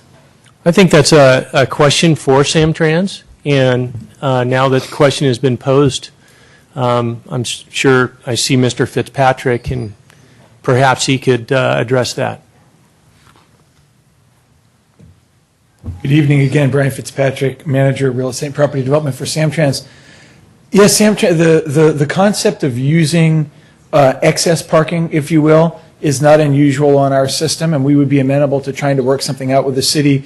The one caveat we would have would be that parking that's excess today may not be excess tomorrow, so anything would be done with the caveat that parking for transit customers would be primary. But we certainly would be amenable to working something out.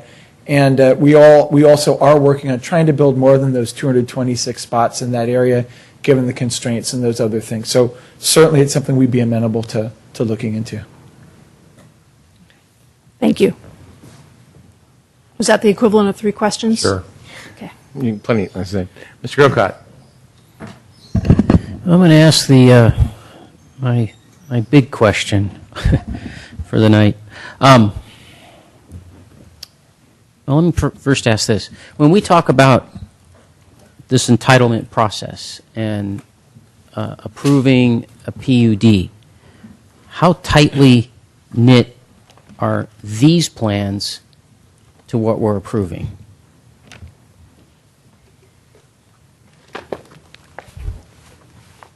They are incorporated into the plan development and approved. They're also incorporated into the conditions of approval. I think basically when we come back at design review, the location and massing are basically approved by the PD, but details like exactly the window design, exactly the awning design, those kinds of things, there'd be some flexibility. The character of the buildings in terms of roof overhangs, those kinds of things, we would expect what comes in at design review would have to have the same kind of look and feel, but if, the exact design of those particular elements are refined, we would still, that would still be consistent with the plan development. At this point, we're looking basically at the site plan, at the scale and the footprints of the buildings and the general kind of character. And through design review, we would take it to the next. Let me ask this question, and I have to say, no disrespect to anyone here, but like I said, I poured through these things with a fine-tooth comb. And I just know that if I turned in a set of plans to the San Carlos Planning Department to go through a design review process or I forget what we call it, RCDC or something. RDRC. RDRC, yeah. And there were this many errors, they would be, quite frankly, rightfully so, they'd be sent back to me and I'd be told, you're missing this here, you're missing that there, straighten it out, fix it, label this, label that. That's why I asked you about the elevations. I frankly hadn't gotten as far as the engineering plans, but when I was looking at the elevations, I don't see, for instance, I see floor levels, but no, they're not related except to say this is 10 feet to here and 10 feet to there and 10 feet to there. Look, if you've done engineering and civil engineering, you know those floor elevations, so you can say we're 40 feet above grade, above sea level, we're 60 feet, and you can give those numbers, and they're not on here. But actually, more to my point, I wish I could hold these up and show them to everybody, but I've got page after page after page here where I've looked at the floor, the roof plans particularly, and compared them to the elevations, and they're just mistakes. There's things that aren't here, there are things that are incorrect, and I didn't know what to do about that except to mark them up like I was a plan checker. And I think these things, if they are knit to the approval process, I'd be more than happy to supply these to city staff who can supply them then to the architect and say, straighten this stuff out because this needs to be correct. Some of it's minor, but some of it impacts the massing of the building and the appearance of it. So that's why I asked that question. Now, tied to that, I want to ask this question. I think one of the reasons I went through this also is because, frankly, I hadn't paid that close of attention to this project until I knew it was coming to council, and then I got the drawings, and I'm really digging into it. And I really wanted to get a good grasp of what we were talking about in terms of massing. How big is this? And after going through it, I realized this thing's huge. This is big. And I think as a trained design individual, I can go through this and I can do what I do and look at this really closely and really absorb it and get a good feel for it. Most of these people out here can't. And I would even venture to say, no disrespect to my council members, but they don't do what I do for a living either. And it's hard for an individual that doesn't to look at something that's two-dimensional and get an idea of something that's three-dimensional.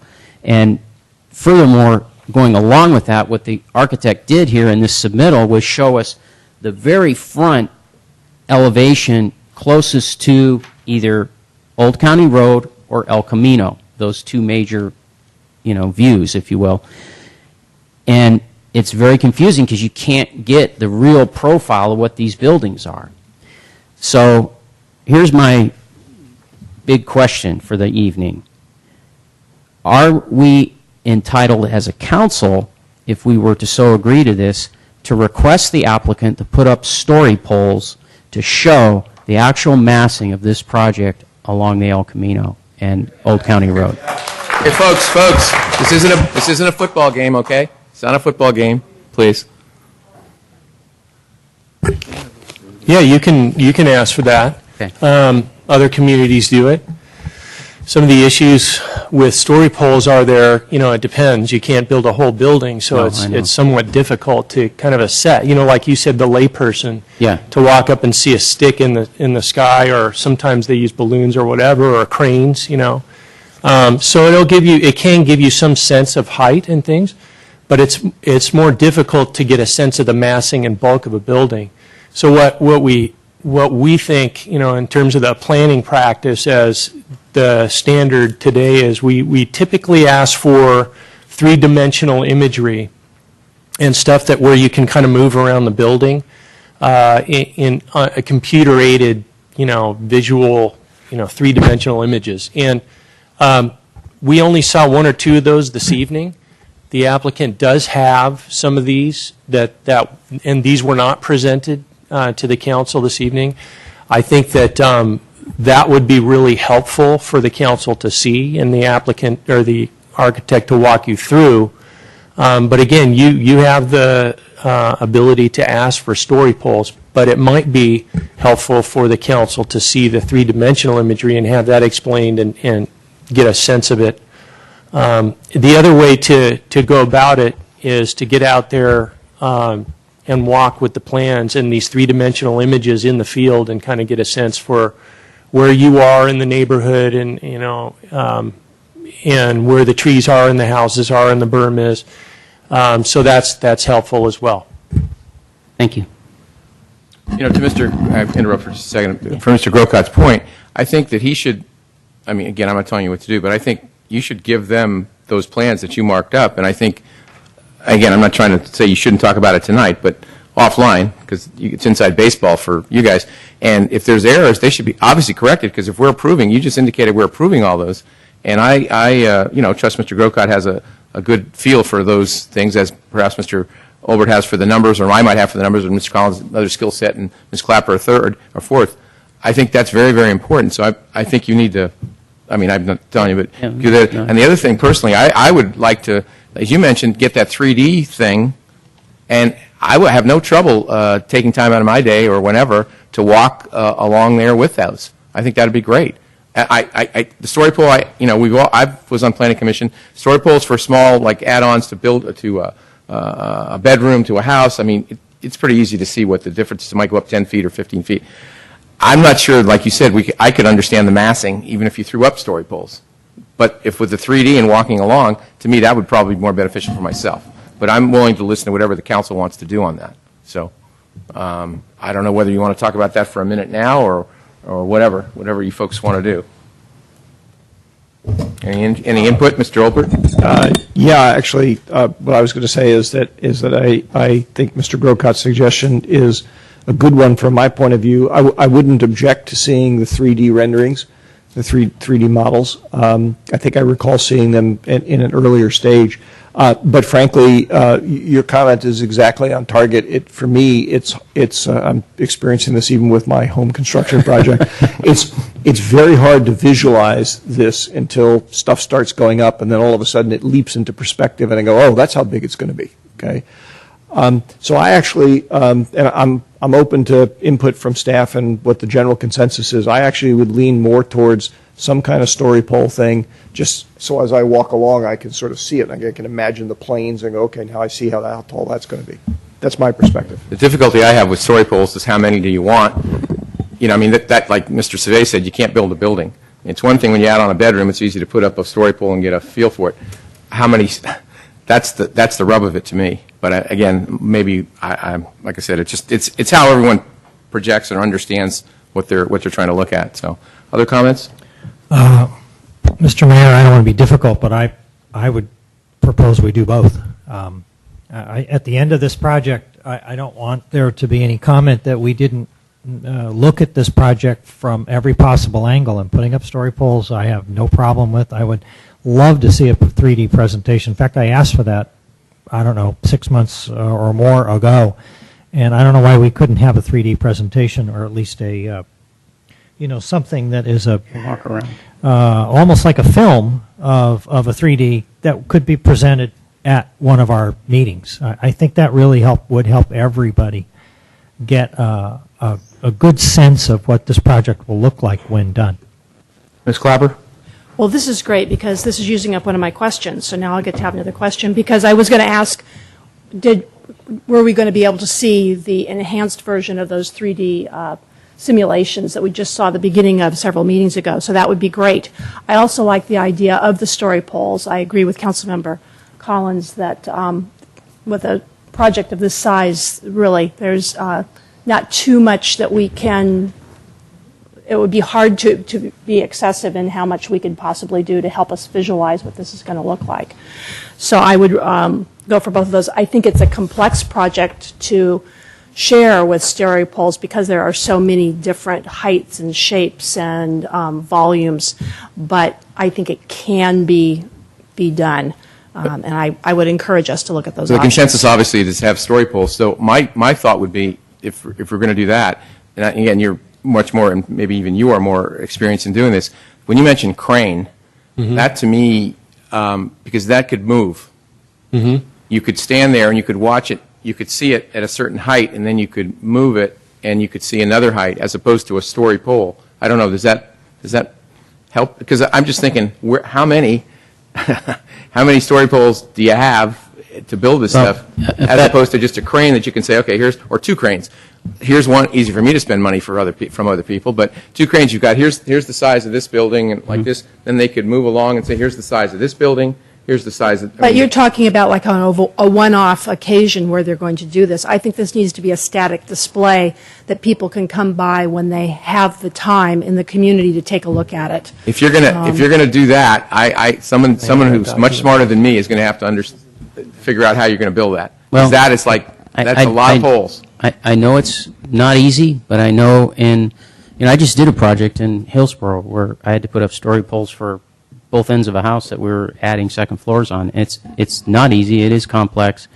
But if a homeowner can burden that expense and trouble, then I think certainly a developer can. The thing I had in mind personally, I don't want to drive the process here necessarily, but simply what I had in mind was something that would give the central, especially down the rib of these buildings, as you go longitudinally north and south, that would pick up pretty much the max heights, because that's where they occur. What they're showing in these elevations at the fronts is a lot of 3-story, but there's a lot of 4-story behind it that is faded on these drawings, purposely so that it doesn't. They were trying to do something. They were trying to show you these are the elevations that are most close to you, but there are these ridges of roofs in the background that you don't see in the drawings, and that's what I'd like to see with story poles. And the way they do it in residential is you put a story pole and you draw orange netting across that shows the ridge line, and you just keep going, and that would show people both the breaks in the building and pretty much the height and mass of them. Mr. Survey, how long do you think it would take to do that? Put them We up? have to, I think we need to get a check-in with the developer. Sure. On this. Also, with the three-dimensional imagery, the architect is prepared to show you that this evening. She has those. You could always wait till the 12th, but she is prepared. It might take 10, 15 minutes to walk you through those. So those are two issues. I'd like to circle back to something in a moment, but I think we should probably talk to the developer and ask him how long it would take him to do something like that. Okay. Mr. Byrd? Mr. Byrd? Hi there. I guess the request of story poles is rather unorthodox with buildings of this scale. I've never seen it done, but I think we have real opportunity because unlike a home where you're adding a second story, we have, for example, a building across the street that has the same sort of scale and massing that we're talking about, and the same type of construction. I think a better opportunity, rather than some random sticks, would be to look at Sherry's presentation, three-dimensional. It can be expanded. There's a complete 3D model that exists that really will give the visual perspective much better than some sticks ever could. And we could similarly, we could do a walk around with any individual who wants to, any city council member who wants to, individually or in a group fashion if that's what you elected to do. And again, I think part of that would be walking the fronts of the Pacific Hacienda. Again, similar scales and heights, and we can look at that and look at the plans, look at an existing building that is very similar in that height and scale and setback, and then again go to the property and then look at these 3Ds. As far as story poles, again, never heard of it done. I mean, you're talking about. Just think structurally of putting up poles. I mean, you're talking about putting up telephone poles and how many corners and whatever, and I don't know how many months it would take to get that together, because we would be erecting some visage of the building, and it would need to meet structural codes and things like that to be putting it up there, and I'm not sure that it would really accomplish anything. Again, when you have similar style buildings that you can look at and you have good, complete 3D renderings of the project that have been done. So hopefully you'll see what Sherry does. If you need more extensive things than she has this week, we can certainly bring them back at the next session. Thank you. Do we get to make our comments too, since you did? We get a comment? No. Just, Ben, you know this out public comment. You can make them all. You're going to get. We're not voting on any of this stuff till Okay. Mr. Mayor? Yes, sir. Just one comment about the 3D presentation we might be seeing right now. Like I said, I found things in here where whole roofs were missing and so forth. So we have to keep that in mind, that whatever that is, it's probably going to change. I understand. And I'd just like to, Mr. Mayor, circle back to that point. What the council is approving with this plan development is the plan development. The plan looks like this. It's actually attachment 1. You're really not approving the construction drawings or the building drawings along with this. That's not what was said, Mr. Survey. Well, no, I'd like to. Said you were. Well, so I just want to understand. The plans are included in this. I mean, if you look at the plan development booklet, the plans are in here, but these aren't meant to be construction drawings. They're just meant to be bulk and mass drawings. The detailed drawings would need to be to the level of specificity when we get to the architectural review process with the Planning Commission later, and again at the building phase. And we would be happy to accept any comments on those drawings at this time.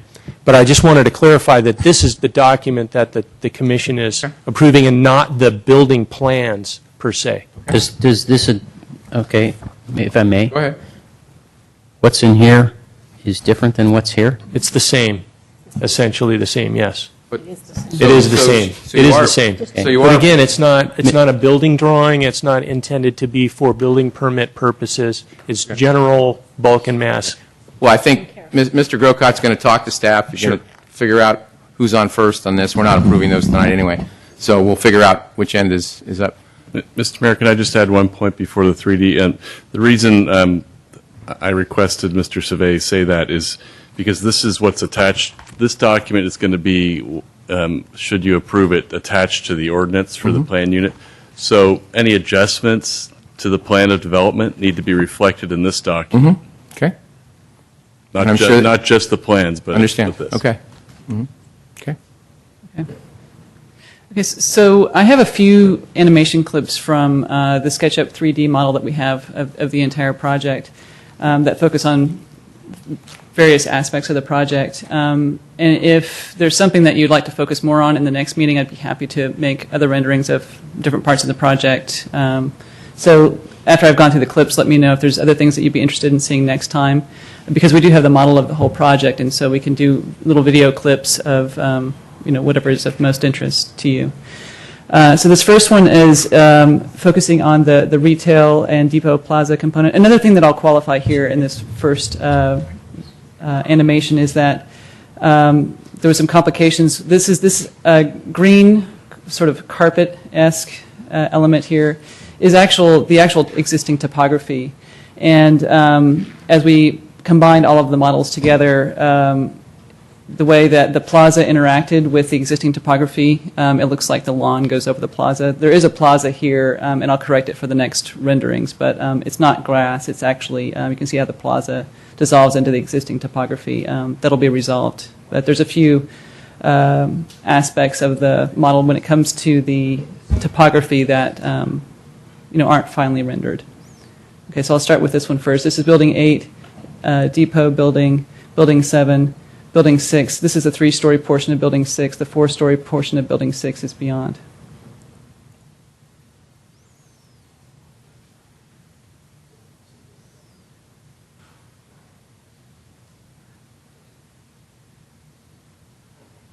Ballards. Bob's Ballards.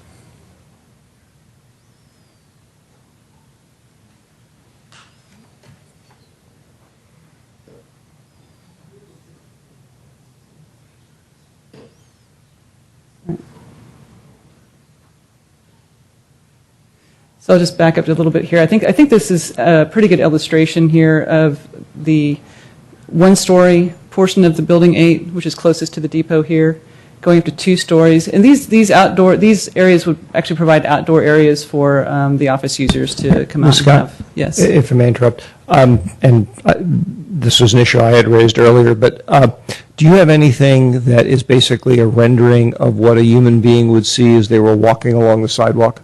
Actually, I do, and I'll get to those. Well, actually, we were walking along the sidewalk. No, walking along the sidewalk next to the building on the east side of El Camino. On the east side of El Camino. I don't have one of those, Okay. but I can prepare that for next time. Yeah, what I'm mentally imagining, I'd actually appreciate to see something that was like walking the entire length of the project, because I'm trying to get a sense of what it looks like from a person's eye view as you're on the sidewalk. This next one that I'm going to bring up is actually from the east side, walking through the east side neighborhood. This is on Springfield, walking towards the project. I'll wait for a minute for it to finish loading here. Okay. So this is Building 4 that you're going to see here. Walking down Springfield, we're going to take a left down Old County Road, and then we'll look right underneath the overpass. By the way, as you're playing that, are those trees actually to scale with the trees that are actually there? They are Roughly? They're roughly. They're not. They're SketchUp trees, so they're not the exact trees. And then there's also a few trees in here that are part of the East Side Connect plan. So there's a couple of extra trees along Old County Road that are part of the East Side Connect plan. There's also a lot of planting that's actually not shown. The small planting on the berm isn't shown just because it's kind of beside the point at this point.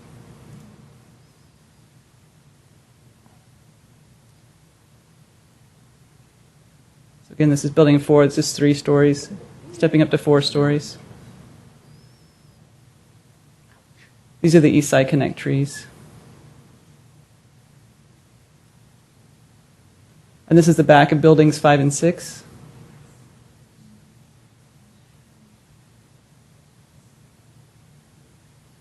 Again, this is a 3-story portion of Building 4.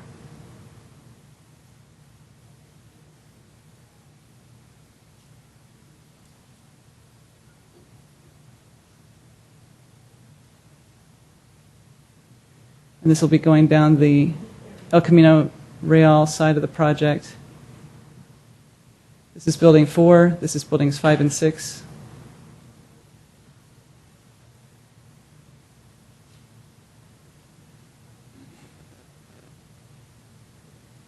Here you can see the 2 sort of shorter portions of the 3-story portion of the buildings flanking Holly Street, which sort of frame the entrance from Holly Street.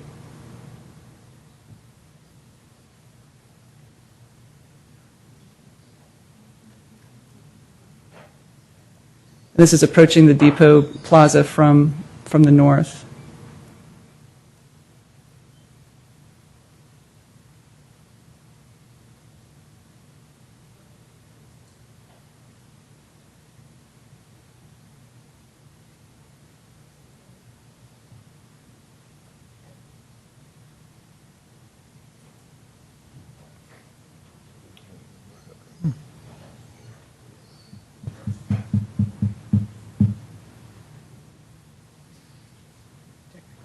Technical difficulties.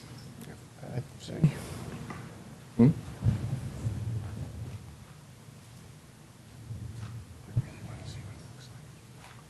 I understand. Yeah. Seems like that's on a loop forever, so. Yeah.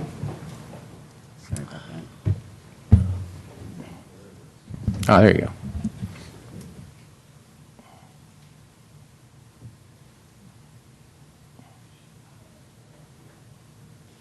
This is Buildings 5 and 6, 7 and 8.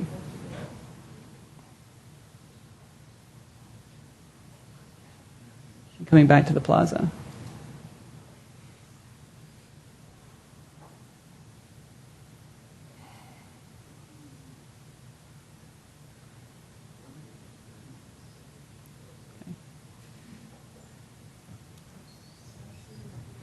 So I think what I'm hearing is that we would want a rendering from the east side for the next presentation. If I may. Walking along the east side. east side. Put in a collaborative fashion with architect. One of the reasons that we looked from the other side of El Camino is that when we preliminarily went down that side of the street, you're going to see trees. You see very little building except what's down at your level, but you're in a canopy of trees walking along there. It'll be helpful for you to actually see it, and we're glad to provide it. But that's what you'll find is similar to when you, a little different than across the street, because across the street there aren't 2 rows of trees necessarily at that project, but most of the project disappears from the trees. But again, it'll be helpful to see the 3D, walk by and see what you really do see. Through the chair. Mr. Grocott? If we're talking about asking her to do more of these walkarounds, 3D walkarounds, one of the things that I really marked up a lot on the plans here was trying to figure out the elevation of the train berm relative to the buildings. So in other words, trying to get an idea of how much of these buildings, as they're presented so far, rise up above the berm as viewed from either, Sylvan or any of those streets, or just walking along Old County Road on the east side of Old County, as most residents would do, right? And I would really like to see that. I'm not so much interested in flying around while it's fun and it makes you feel good when you watch something that, makes you feel like you're in an airplane.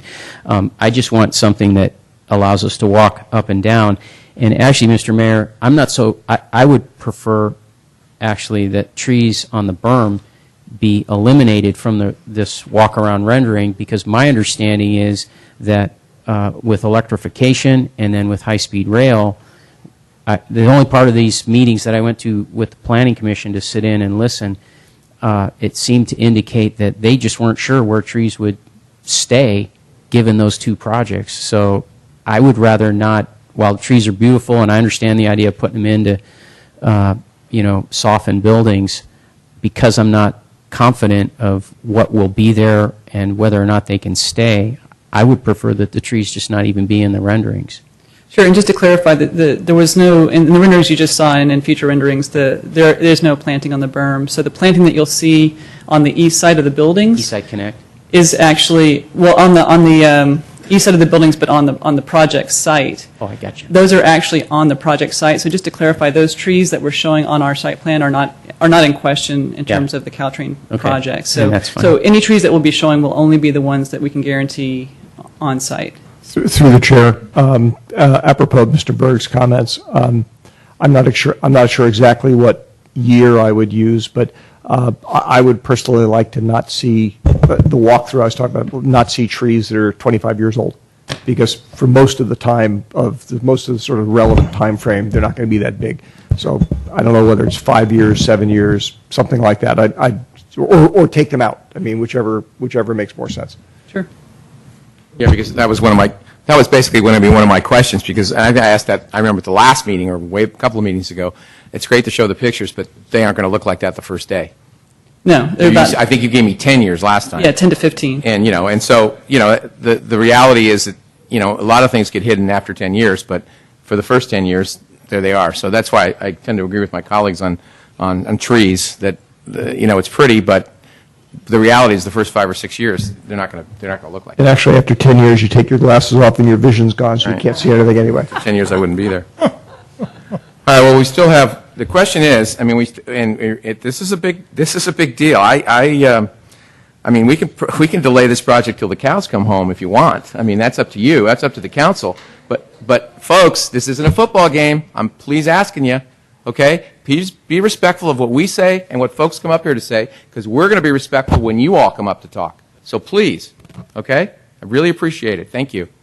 We can do whatever you want, but if you want to put story poles up, then we got to figure out a time frame, and that's fine. But I just want to make sure everybody understands what's going to go on. Right. And again, I'm not asking for, like when you do a residential project and, say you're in Woodside, they want to see every corner Gotcha. the gable ends, the ridge. You have to put the netting across so you show the eaves and the How ridge. big is your house? And yeah, 5,000 square feet?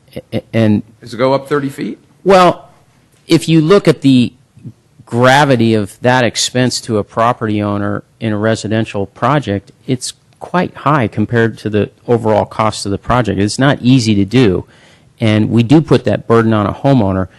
So in this regard, what I would think of is something, again, not that's at every corner, but just down the spine of these buildings to give the idea of how high they are and where the breaks are between the buildings, so that, especially, my concern, Mr. Mayor, a great deal of it comes from thinking about, we're talking about entitlements, property entitlements. Well, we have people living on the east side who have entitlement to their property and to sunshine and views and so forth. And I have great concern for what does this project look like from that side of San Carlos. And the only thing I have to go by right now is I look at 1001 El Camino, which is on the other side of El Camino, and I try to imagine, 8 of those buildings. And it's not easy to do. And I think if we had story poles with netting that went across and showed the maximum height at the center line of these buildings, we'd have something. Well, again, I can look at 1001 El Camino. I mean, they did give a little bit of a graphic here. Yeah. Okay. On the east side, there was some picture, and we'll get some more. And I can look at 1001 El Camino, and I can stand behind it, and I can, stand across the street from it. And I mean, again, everybody's got a different eye to see how big it is. And if those are if someone says that's the size of the buildings, I can pick it up. But whatever the council wants to do, I'm just one here. So I mean, I'm just trying to understand what folks want to do. I think it can be done, but I know it's not easy. There's no question it can be done. Yeah. I think the question is the timing of it, to be quite blunt. Okay? As far as I'm concerned, I thought this council, which was elected, was going to decide it. The way you're pushing it, I mean, it's possible that this council won't decide it. Another council will, which is going to kick it a little farther, because if there's a new person that replaces you or I or Ms. Clapper or all three of us, they're going to have to come up to speed, whether it's 1, 2, or 3 people. And we're not going to be able to do this. And I'm just trying to be fair on both sides of the issue to make sure that folks get a fair hearing on both sides. It's not postponed inevitably or indefinitely because they went through the process. So that's all. If I may, the reason I thought of this is because, as well versed as I am at looking at these things, I look quite closely at 1001 Laurel Street. Not because it came to the council. It never came to the council. But I sat with Mr. Baer a number of times and looked at models and drawings and all kinds of things. And I'll tell you, what I see there today is not what I thought I was going to see when it all happened. And yet there's nothing we can do about it now. Mm-hmm. It's there. And I don't want to make that same mistake, that we put something in place that'll be there for, 50, 60, 75 years, and we all have to live with it. I understand completely. I'm just going back and forth on another side of the issue. So whatever the council wants to do, there's 5 of us, so we can do whatever we want. Let me ask you a question. Go ahead. All right, so the question that I have then is, if we do this story pole construction, how long does that take? When does it start? How long does it stay up? When does it come down? I think we need to talk to the developer about that, Mr. Mayor. I think we should hear from the developer. So, Mr. Byrd? For example, could it be done before the next meeting? Oh, God. I'm just throwing it out there. Maybe. Mr. Byrd? Not a chance. I don't even think it could get done this year. I mean, you have to understand, we'd have to figure out and show what's involved, but I mean, we're talking about building a big barn-raising pole structure, but not 10, 20 feet. These are 50-foot high buildings, 100 feet long. I don't even know. It's never been done that I know of. What I request for you guys to consider is, let us come back at this next meeting, take public comment, do those sorts of things. Let us come back to this next meeting. Let us do a very complete 3D presentation. The entire project has been built in a 3D model. Every angle, the only reason you saw small parts is because it's an enormous file that can't easily be put here. We'll have to bring our own computer and those sorts of things. But we will do walk-bys of every perspective that we can imagine and work with staff to do that and give us an opportunity to come do that so you can visually observe what's there from lots of different angles. And again, a 3D movable model from they can set the person up, the person will be walking at grade level, at eye level, looking at the project and see if that is adequate for you guys to understand it.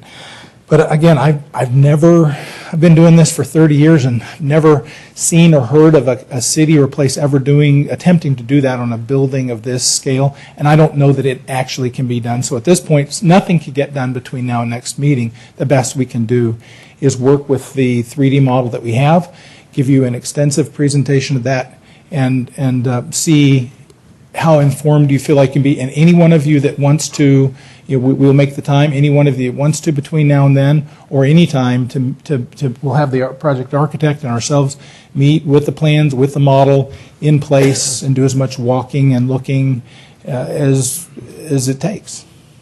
Thank you. Through the chair, if I may, just to follow up on that, Mr. Survey, any perspective that you would add, or anybody else on staff, on whether or not this is an ever occurring practice someplace? In the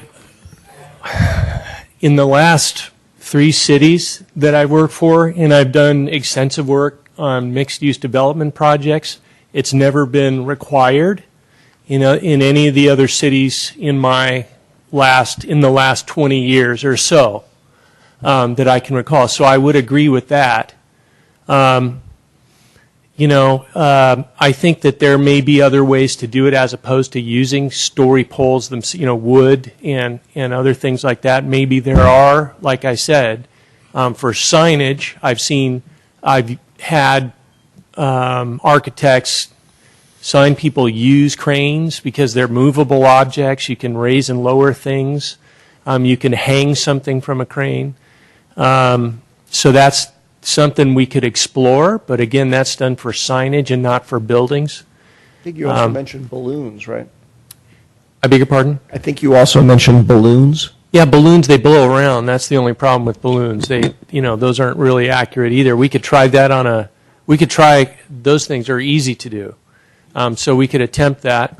I honestly think that in looking at these 3D models, and I've spent a lot of time looking at 3D models, and these in particular, you do have to spend some time sitting and going over them over and over and kind of looking at them to get a real good feel for it. I think that the suggestions of walking down the street by council are all good suggestions in terms of having you visualize these things. I really think that taking some of the printed versions of these out in the field are probably the best thing for someone to do. We did do that with the commissioners and the GSC board and the architects developer. We all walked together through the neighborhood and looked at all these things together, and it was very informative, and you really get a feel for what's there in the neighborhood, what's there in real life in comparison to what you're seeing. So those are my suggestions at this point.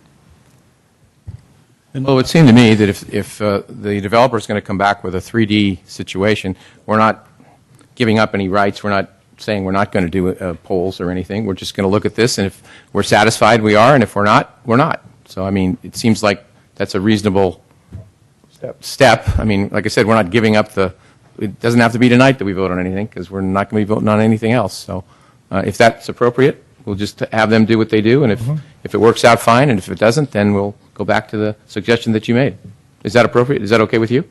Yeah, I think in the meantime, I'll do some research on story poles for commercial buildings, That's because fine. I'm pretty sure it's been done before. Okay, well, I have to admit, I haven't seen it either, we never built commercial buildings. We built residential, but I haven't seen it either. Yeah. And I through the chair, I take it, Mr. Survey, if we wanted to walk the route, we should get in touch with you. Yeah, I think we can arrange some meetings. Yes, if you're interested, please contact me. I am. Okay, Yes. Thank you. Okay. I am as well. Okay, good. We're good. All right. Is that something that we're going to arrange individually, or is this something that we can arrange as a special council Well, if meeting? we have a special council meeting, it's a public hearing, and then we've got Mr. Rubin standing there, whatever folks want to do. I mean, everybody's got a different schedule. That's So- why I'm asking. It might be helpful to hear Mr. Rubens? council comments at the time, though. Individually is probably the best way to go. Yeah, I think so. Yeah, that way, well, any comments you'd have, we can make in this forum when we come back. Mr. Collins, if you go with me, I'll buy you coffee. Oh, jeez. And no more than two at a time, as they say. Okay, let's see. That was Mr. Grocott. Yeah. We had a question there, so let's go to Mr. Collins. Okay, thank you, Mr. Mayor. Trying to remember where I left off. Okay. One of them was, will any existing mature trees be removed to accommodate any of the buildings in this project? I think I got a sort of a picture of it by that 3D presentation, but one of the questions I wrote down is, what's the size comparison between building 7 and 8? And then the other one is, could the third floor or some of the third floor be moved from building 8 to building 7? I'll stop there. So for the first question, within the project, there would not be any mature trees removed. I believe that's, the footprint of the project doesn't have any trees right now. You are asking, the question is about the comparison of the floor plate between buildings 7 and 8? Just the approximate total size of each building. Do I understand it correctly that building 7 is 2 stories? That's and correct. building 8 is 3 stories? That's correct. So, yes, the footprint, yes. That's probably the best way to characterize my question. Building 7 is 6,852 square feet in total, and Building 8 is 28,436 square feet. But perhaps you're asking about maybe the floor plate. Is that correct? That's what I'm asking. Okay. I think we can get that for you, but I believe that that Building 7 is about approximately half the size in terms of the floor plate, but I think we can get that information for you. Do we have that? Yeah. Okay, we have that.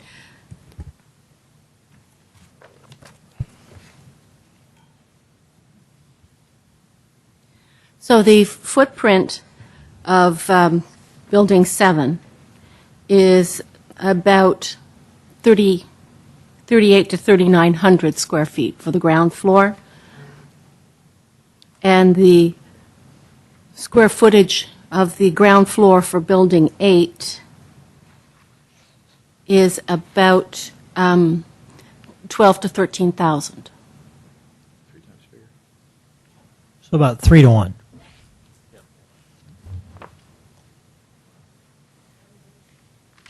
Then the last question he had was, can third floor of 8 move to 7? I think that answers my question. It's hard to move a third floor of a building that's 3 times the size. And I think the other consideration is, as you saw in the renderings, Building 7 is a very narrow building, it's much smaller, and so it would be sort of an architectural oddity to add a third story to that narrow building. Okay. Mr. Olbert? Thank you, Mr. Mayor. I'd actually like to return a little to the discussion that Mr. Grocott was having with Ms. Meunier about the zoning variances.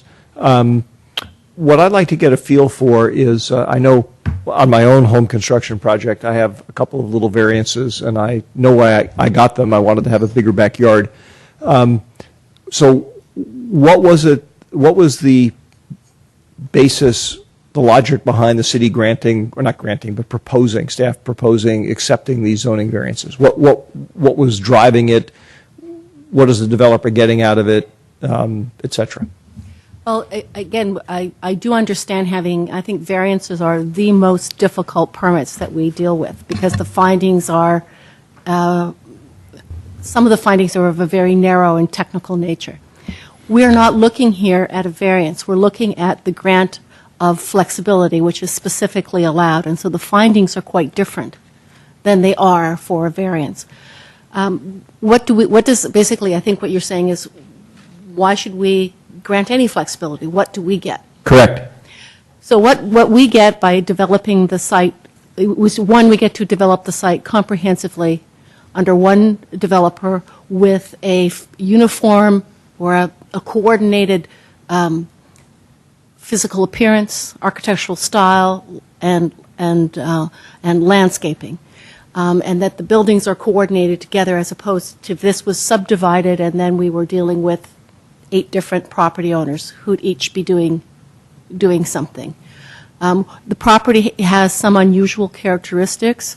It's fairly narrow, and there aren't cross streets. There's not a. You were asking about Councilmember Grocott about various. We don't want blocks to be longer than 500 square feet. That's one of our development guidelines. Linear feet. We'd like to have a street. Well, we don't have the opportunity here because of the nature of the property. So the opportunity is to do those kinds of things, and because of the scale of the project, we also have the opportunity to ask them, because of the issue of proportionality. You can't. You couldn't ask somebody who's building a single-family house, even though it's going to contribute traffic to the freeway, to be responsible for rebuilding the Hawley 101 interchange. There's not a proportionality. But within the context of this project, we do have the opportunity to ask for other kinds of improvements, such as the landscaping on the berm, such as the improvements to the various pedestrian improvements at the various intersections. So those are the kinds of benefits, the trade-offs. They get more flexibility. They could meet the requirements, but you would end up with, a mandatory 15-foot setback would either end up with some oddly shaped units, or they would just simply push the buildings back and we'd have a reduced setback to the rear of the building. They have a much greater setback between the building and the tracks and the berm than they have to. So it's a series. Those are the kinds of things we get to consider it in a comprehensive way. We get to look at all of those kinds of trade-offs. We have a big enough project that we can make requests for certain kinds of improvements that we might not be able to get on a building-by-building scale. Does that help to give? In fairness, I understood what you were doing, but I made a note here. I will be in touch with staff offline, because the way it was described, it's not a compelling argument to me, and I want to understand. What is it that we're getting. Many of the things, my reaction would be, based on my limited understanding of what you're saying, is that they seem like things that would either fall out naturally, or like maybe actually wouldn't mind having that mandatory setback. So I will follow up with staff on that separately. Next question I have is probably for Mr. Rubens. I want to make sure I understand, when we're talking about things like mitigations relating to parking and permit parking systems potentially and whatnot. You and I had talked offline about the need for there to be a nexus, because that's a fairly significant issue to me. I want to make sure that we're reasonably in the clear in terms of a permit parking system. That, how far back can it extend from the project?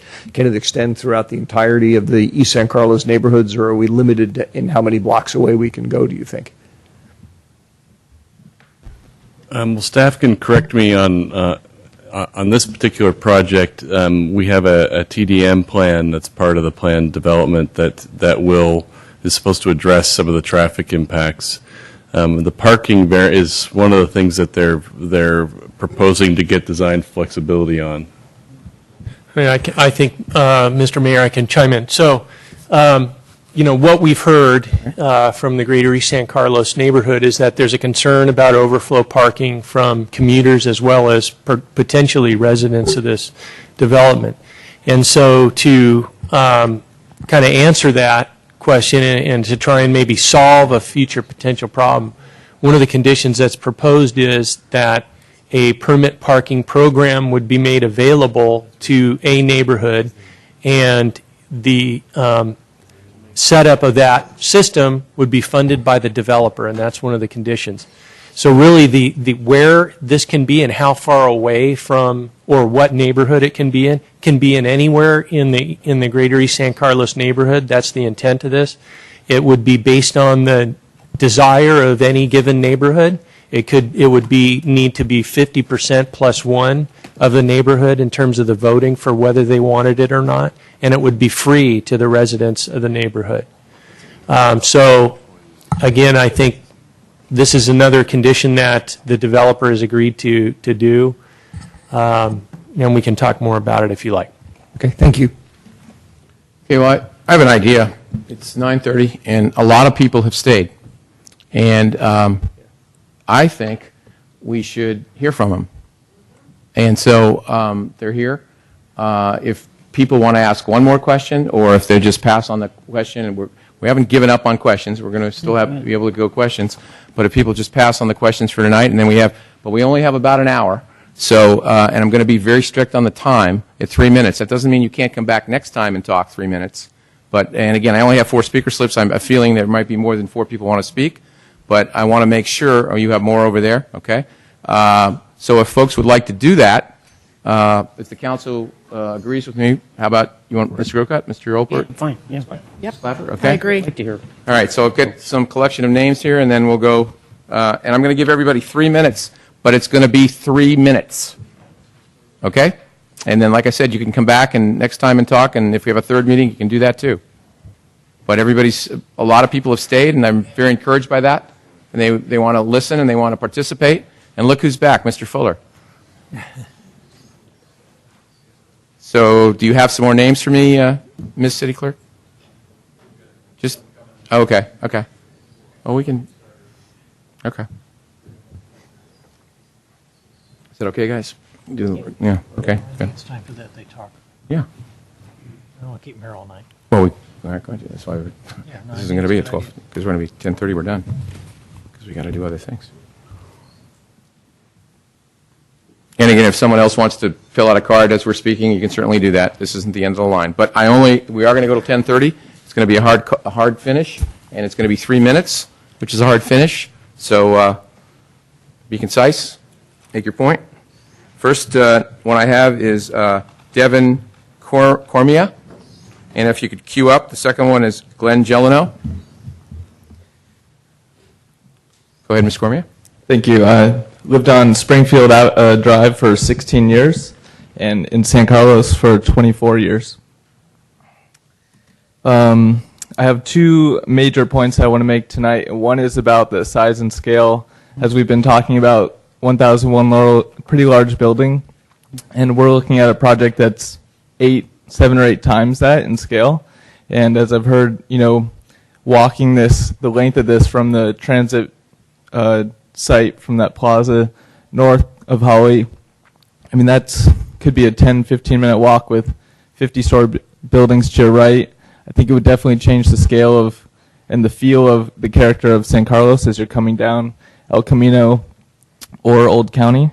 And I would like to see maybe not story poles, because it'd be probably pretty hard to build around the depot, but maybe some form of visible, either a crane or balloons strung along, so that we could see the visible scale of this development. And mainly, I would like to see that not just for the people that are able to see the 3D renderings, but for every person that's here. There's another 1,000 in San Carlos that's not seeing these proposed developments, and having a visible clue to what the scale of this project is, I think would be really helpful for San Carlos as a whole, all the residents. And my second concern is with the congestion, specifically down Holly Street, being our only exit off northbound 101. And I would like to see the council require greater amount of trip reduction, either through this county scale or the city, to encourage, either by subsidizing train passes or providing other incentives for folks not to get into their cars and drive if you're somehow able to do that. So those are my 2 concerns. Thank you for your comments. Mr. Gelino, followed by Dimitri Vardelis. Good evening, members of the council. One thought I just had as your discussion with story poles was going on, that I think might be a viable solution, would be to stack shipping containers there. I think that would give us a great idea what the mass is going to be, and you could probably scale it appropriately, and it could be done relatively easily. I also think that I've heard some comments, and I recognize that a lot of you are very invested in this whole process for this project. But I want to say that the urgency for you to vote before some of you may be elected out of office or not reelected does not outweigh the concerns of the public and the citizens that have to live with this thing. The price for somebody new to potentially have to get up to speed, I don't think is a big price to pay in delaying this project for a couple of months if that be necessary, considering the scope and the impact it's going to have on our community. The costs, I'd also like you to be mindful that the cost of a referendum vote, which will probably happen if you decide to push this forward, is something that you should be mindful of. And I think since many of you have made it a campaign issue, I think that the citizens are going to have an opportunity to speak here on the 5th. So I'd like you to be mindful of that and give consideration to the impact this is having on the community, not just to your particular legacy as council members. Thank you. Thank you for your comments. Dimitri Vardelis, followed by Paul Maginetti. Oh, sure. Go ahead. One other thing. According to Land Use 1.3, it ensure the development of the TOD corridor maintains and improves the mobility of people and vehicles along and across the corridor. That's maintaining mobility of vehicles across and along the corridor. And I think we all know that what's going to happen at Holly Street is not going to enhance or help the mobility of vehicles. Okay, thank you for your comments. Mr. Vardelis, followed by Paul Maginetti. Esteemed council members, some of you may be in favor of the project, others may be opposed. But all council members should be aware that this project as currently proposed has impacts to our Eastside community and to our city as a whole that are far greater than is what have been expressed in the EIR and in the developers' presentations and comments. From increased traffic, increased train noise, building height and massing, the permanent early shading of our neighborhood, lack of landscaping, especially south of Holly, increased usage and demand on Loreola Park by adding 500 plus new residents to our neighborhood. These are just a few of the issues, amongst many others that I won't go into detail here. Legacy and Samtrans obviously have vested interests in getting a project built, maximizing their profits. But unfortunately, they've taken a stance that has largely ignored and minimized our concerns. This approach places the burden of discovery on the City Council to look at the big picture and then to dig through the minutiae of the project with an extraordinarily critical eye in order for our neighborhood and our city as a whole to get a fair shake.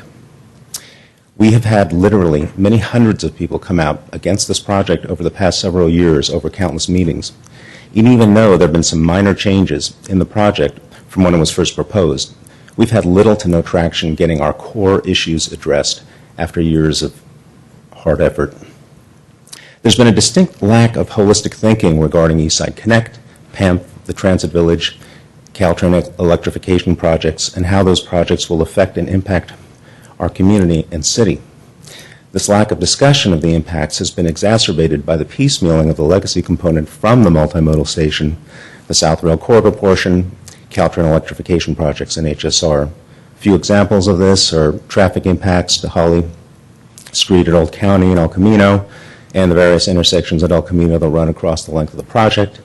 Impacts to landscaping and trees along the berm, given that Samtrans, Caltrain, JPB internal documents state that trees and electrification do not mix. Creating separate and dedicated bike lanes for bike commuters going through the underpass and in the project itself that connect to our city's bike lanes. We understand that the city's economic engine is east of El Camino. We only ask that you do not continue to sacrifice our quality of life while not asking other residents and neighborhoods in San Carlos to share in the necessary burdens of housing and growth. The rubber hits the road with this council and its deliberations. The questions that the council have posed so far are great, but they only matter if they result in concrete actions that reduce the impacts of this massive development. This project will affect San Carlos and our neighborhood directly for 100 years. We won't get a do-over if it isn't done right. Thank you. Thank you, Mr. Vardelis. And Mr. Maginetti, followed by Susie McKee. Thank you, Council, for having this meeting. I'll try to lighten things up. I don't know if I'll succeed. A couple of months ago, I got and changed this penny. It's an Indian head penny. It was minted in 1887. And it just got me thinking that my ancestors who lived on this peninsula could have had this penny. My family's been here on the peninsula back before we had a written record here. And I was thinking how much better things are now than my ancestors had to go through. I'm no longer enslaved by missionaries whose beliefs I do not share. No longer have to have my land seized by a foreign power after a war for gold. No longer denied the right to vote. No longer denied due process by laws written by those who profit from them. No longer have my community torn apart to provide a profit for a railroad monopoly. That was before this coin was minted, I think. Fast forward to now, things are better, methods are different. But it still feels the same in many ways. We're told, trust me, we've got invisible bollards. We've got buildings with clouds in them. We've got magic trees that block the sound. We've got CGI presentations that show you exactly what it's like to stand next to the Grand Canyon. I can tell you, having stood next to the Grand Canyon, that even seeing the CGI on a big screen is not like being there. I have photographs, I'm old school, this is 35 millimeter, of a project on North San Mateo Drive, 4 stories, 2 buildings, right next to the railroad tracks. And they look nothing like these CGI presentations. They're not fly-throughs. I invite you to go there to 888 North San Mateo Drive if you want to see the real thing personally and up front. Not everybody in the city can do that. Story polls, that's probably a good idea.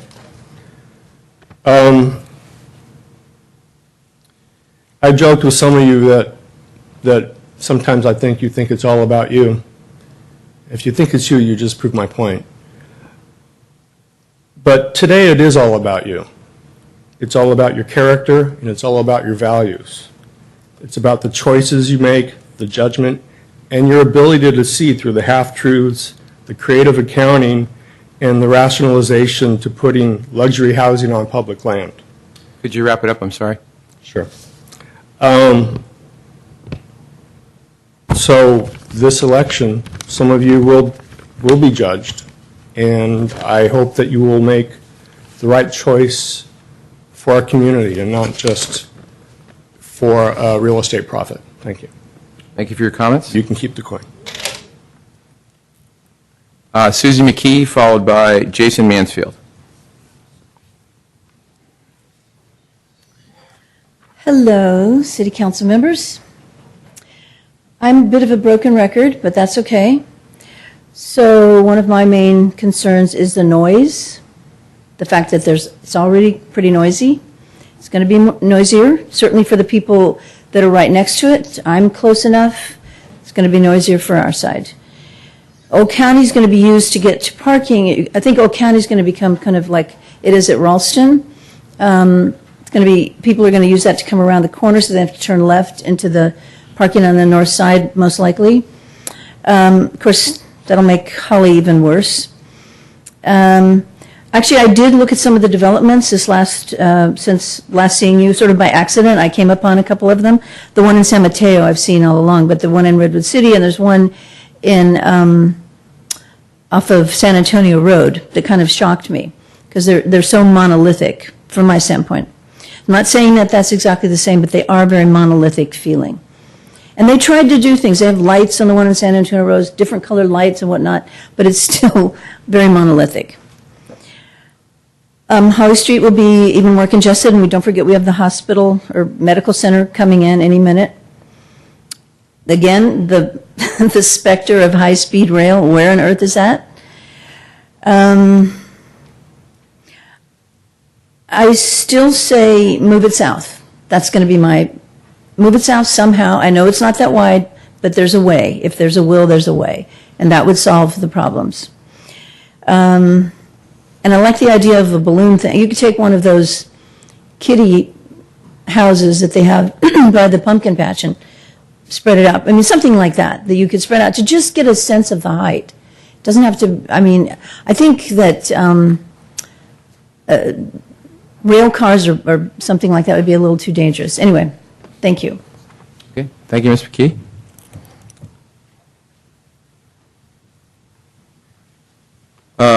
Jason Mansfield, followed by Ben Fuller.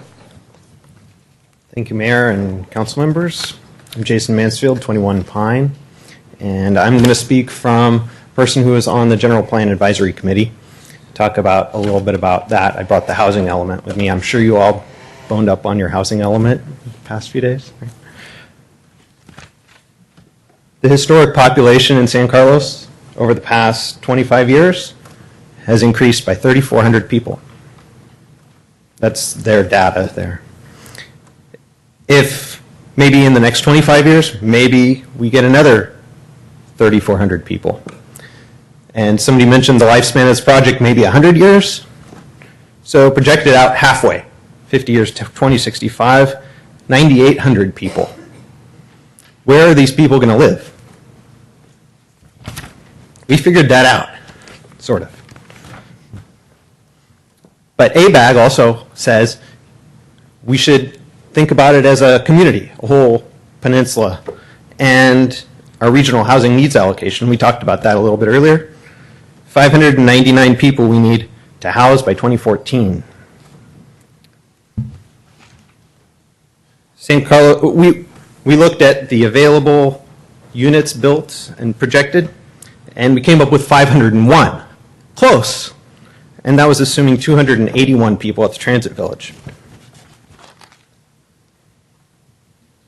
All the available housing based on the zoning in our general plan areas was 1,336. That's a pretty far cry from 3,400 people. Definitely, what was it, 6,800 or something? Housing goal number 3, encourage housing development located close to transit, downtown and along El Camino, with high quality, higher density multifamily housing.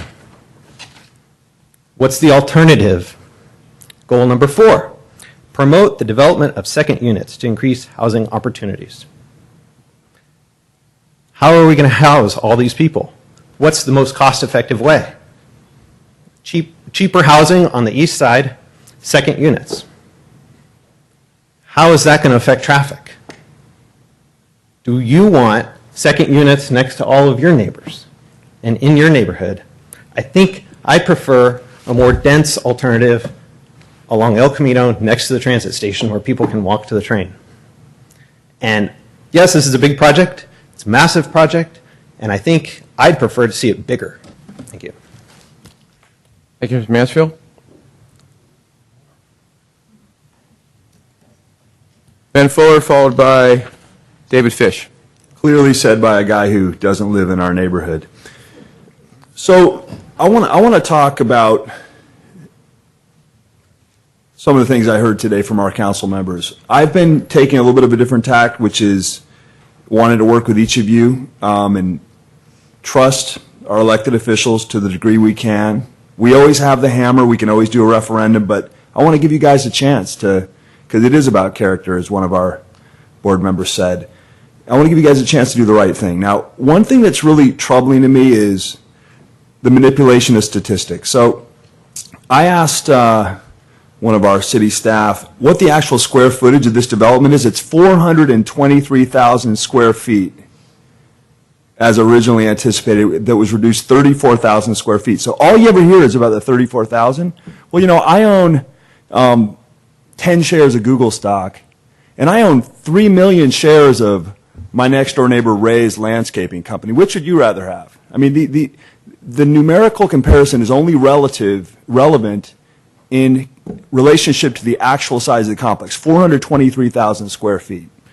So I do think that Mr. Grocott, Councilman Grocott, had a great idea to put up story poles or something that can show us the actual impact of this, and I was extremely heartened to hear Councilman Clapper and Collins support that notion, as well as Olbert.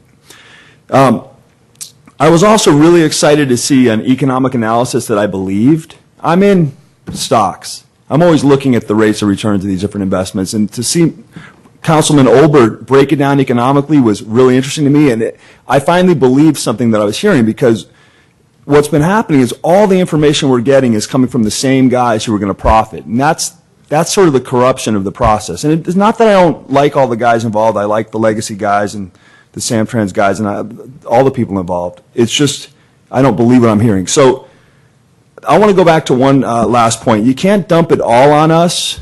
We're going to, if this thing gets passed this way, we're going to defeat it. It's got to be done right. So, and then I want to go back to the process, and here's why it's so incumbent upon you guys to get it right. It's about process. We've been told before the EIR, it's not the time to talk about the size of the building. Then there was the EIR. It's not the time. This is about the environmental impacts of the project. It wasn't about the size. Then there was the HSR. It's still not the time to talk about how HSR is going to impact this project. And then there were the trees. And I remember Mark Simon saying, well, we're going to do our best to get some trees in, but it's not the time to talk about trees. That's going to be in the future. Then I heard story polls. Maybe it's not the time to do story polls, but I think it is. And even the Planning Commission said, you know what? It's not the time. We don't really have the power to do anything. Mr. Fuller, could you wrap it up, please? So I'll go back to take your time. Now is the time. And keep in mind that if it's not done right, then you guys are all elected. We love all you guys, and we're trusting in you to do this correctly. Thank you. Thank you for your comments, Mr. Fuller. David Fish, followed by Hernan Rivero. Hello. What's the appropriate way for me to introduce myself to you when I come up here? Just say hello? You already know who I am? All right, I live on the east side. I'm not going to regurgitate things you've heard over and over to some extent. I'm really baffled, though, that we seem to have this overriding need by some or all to have the vote on this thing before maybe people change seats. Did George W. end the war on terror before he left? I mean, like people have said, it needs to be done right. There's no timeline. We've been working on this thing for years, so why hustle it through now? I know there's more important things involved than views, but let me go back to October 18th. We had a full moon. The night of the 17th, probably. I got up, what I normally do early in the morning, went to the kitchen, looked out the window, saw the hill line, and there was this beautiful, bright, full moon at about 6 in the morning. It was just gorgeous. And then what slowly came in and made it fade away was my imagination. Buildings. 3-4 years of construction. Pounding. Putting the big posts in just like they had to do down for the PAMF. The traffic of the people, the construction, the things left in the road, my flat tires. And then when it's all done, I had this beautiful image of all these buildings. I tried to think, what would they look like? Well, I remember being in South San Francisco in El Camino by Kaiser Permanente. There's that massive project. I know people that have lived in there. Granted, it's not quite the same. It's a bit larger. But most of those buildings are 3. I don't think they're 4 stories. And they're just overwhelming. So then my mind wandered on to 1001 Laurel Street, which to me should be an El Camino address, but I'm different. And I'm looking, inside these windows, there's nothing in there. And I kind of remember a past mayor saying he didn't want to have another 1001 Laurel Street on our hands. But if you rush it through, that may be what we're going to have. What makes it so different that we're going to have retail filled there than we don't, as more so than we have in 1001? Anyways, this is more kind of a heartfelt thing, an emotional thing, but this is not Hollywood. This is not a field of dreams. This is not a baseball field. Just because they're going to build it doesn't mean they're going to come. Do we really expect residents just to come in here and pay something like $40K a year to live in this place on top of the tracks, on top of El Camino, business to come in, retail to be there? It just seems a bit absurd to me.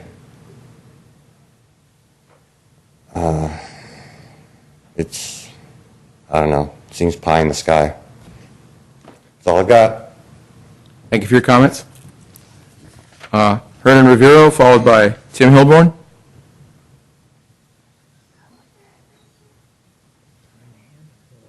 Good evening. Hernan Rivero, 1036 Sylvan Drive. Been a resident of San Carlos for 20 years plus. And I've enjoyed the quality of life in this town ever since I moved here. After having attended so many meetings and seen all kinds of people, not once were we invited for an ice cream social. I don't know, I understand. I know there's a lot of money that went through developing and doing all kinds of things, trying to provide information that has been, from what I understand, Mr. Grocot's analyses of the plans and proposal have been full of mistakes and errors, omissions, and things like that. I think what I'm asking is for you to please follow the money, to find out who really benefits out of this project. Is San Carlos, and are the residents of San Carlos benefiting at all? And are we also being fair about this? Because I don't see too many people from the west part of San Carlos. They are also being impacted. They are also having to come through town, through Holly Street or Britain, in order to make it up to the hill, or shop in Laurel Street and everything else. I work in San Jose, and every morning I have to go on 101 South. You know, by 7 o'clock, that's a gridlock already. And by 4 in the afternoon, forget it. If you have been on that road, you know what I'm talking about. Same thing happens when you're on 280 coming down on Edgewood Road and trying to go through town, go to San Carlos town, and even going to Redwood Shores.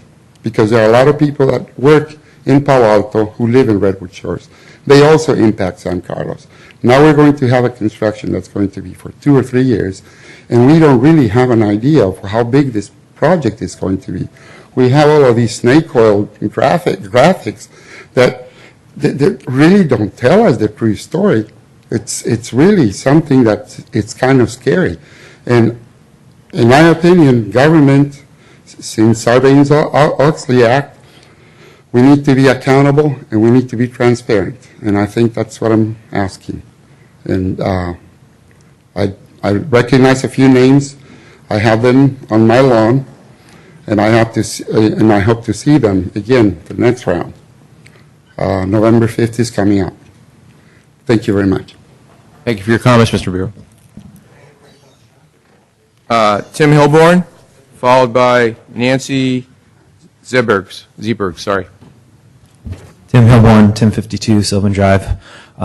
First of all, thanks for taking the time on all this. I know it's been a long process, and it's still going to be a long process. I just want to go through my required conditions of approval for this project. First of all, I'm requesting that the height limits be at 36 feet maximum. Doesn't mean it can't be more of a minimum on buildings 1, 2, 3, and 8. Break up the buildings with a minimum of 30 to 70% ratio of open space, view corridors, or structures to mitigate noise and views. All noise mitigations from the EIR are not feasible anymore. You were going to put trees there. We were told that trees were going to mitigate the impact. They don't. They were going to put some kind of sound absorbing materials on the walls. They don't exist. what else do we have except to lower the buildings? Set up story poles for proposed development so community and city can truly see what the true impacts of the height and shadowing will be. If you guys pay me, I'll go to A1 Rentals this week and pick up the cranes, bring them over, set them up, and put up the orange netting for you guys. Okay, you just tell me where to put them. I'll be happy to do that. It'll take me a couple days to do. Reduction in units to 245. That's a maximum. You could go down further than that. The city is pushing to implement over 130% of ABAG mandated housing for San Carlos through 2022 on this small parcel. There will be much more opportunity for housing, including Wheeler Plaza. The gentleman that got up here earlier does not have his numbers right. He was talking about 500 required units or 500 or more required units through 2022. He didn't break that up into luxury, moderate, below moderate. The 500 and some odd that he's talking about goes from low income all the way up. I wish he would have brought that up. Fully funded park program and free stickers for placards and 99 years for up to 4 cars per household, funded by the city. Confirmation for each tree location showing the exact location of utilities, a definite placement of where trees will be allowed on the berm in relation to Caltrain electrification before you guys, the city council, approves it. No removal of planning commission mitigations or recommendations, including shuttles and truck supply load-in on the east side. More trees south of Holly. Expanded park and park money and city commitment to Loyola Park expansion. We're the ones that are going to take the brunt of this. A finalized traffic improvement and mitigation study and plan for both the San Carlos Transit Village development and cumulative impacts in place prior to groundbreaking. Both Samtrans and Legacy, and this is the big one, both Samtrans and Legacy will not be paying 1 cent of property tax on this development. Samtrans does not pay property tax right now. The developer will not be paying property tax. They will be paying a possessory interest tax at a fraction of what would be paid had the development been on a private parcel. The developer will not be held to paying the same increase, such as a 25% sewer rate increase that all city residents are currently experiencing. Mr. Hilborn, could you please wrap it up? This is unacceptable for the largest proposed development the city has ever seen. Residents should be up in arms about this, but both Samtrans and city staff have been successful at keeping this fact from the public. We have already lost millions of dollars in RDA funds guaranteed. Now the city seems to accept that $150,000 annual revenue, along with mandated fees, will suffice. I'm demanding that the council look into this and find the differences in funding had this development been proposed on private parcel property subject to property tax.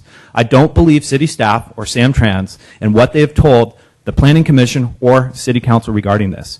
I've Mr. never Hilborn. received a straight answer from Mr. Mr. Hilborn. or Brian Fitzpatrick. I'm not after listening countless anymore because it's attempted past 4 minutes now. feedbacks. You aren't polite to the other people. I asked you to hold it to 3 minutes. I have one more paragraph. May I Sorry. finish? Next time. I told everyone we're trying to get everybody in here. Always has to be one. Nancy Zeberg, followed by Ron Fasaro.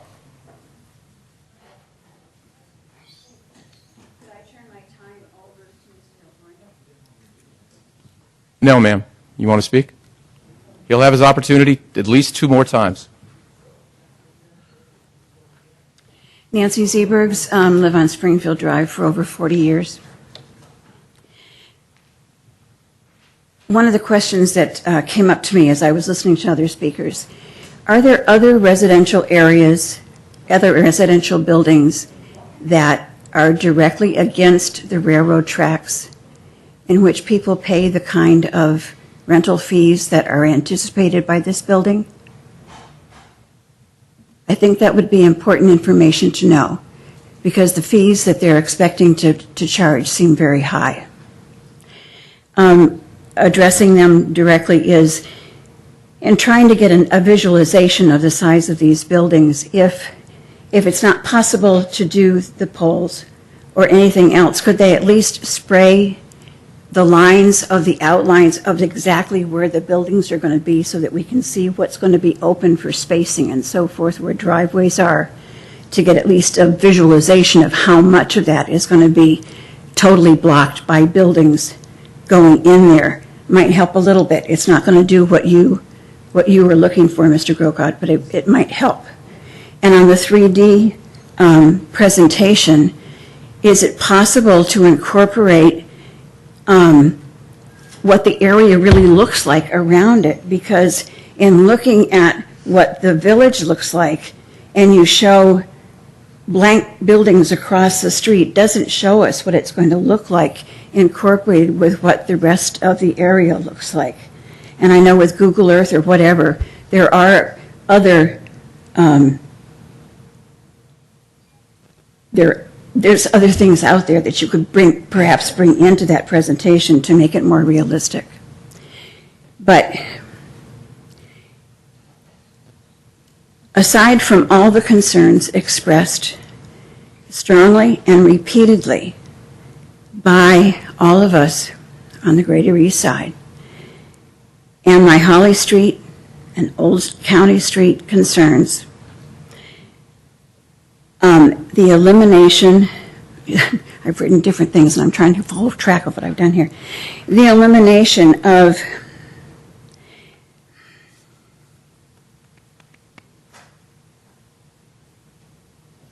I'm sorry.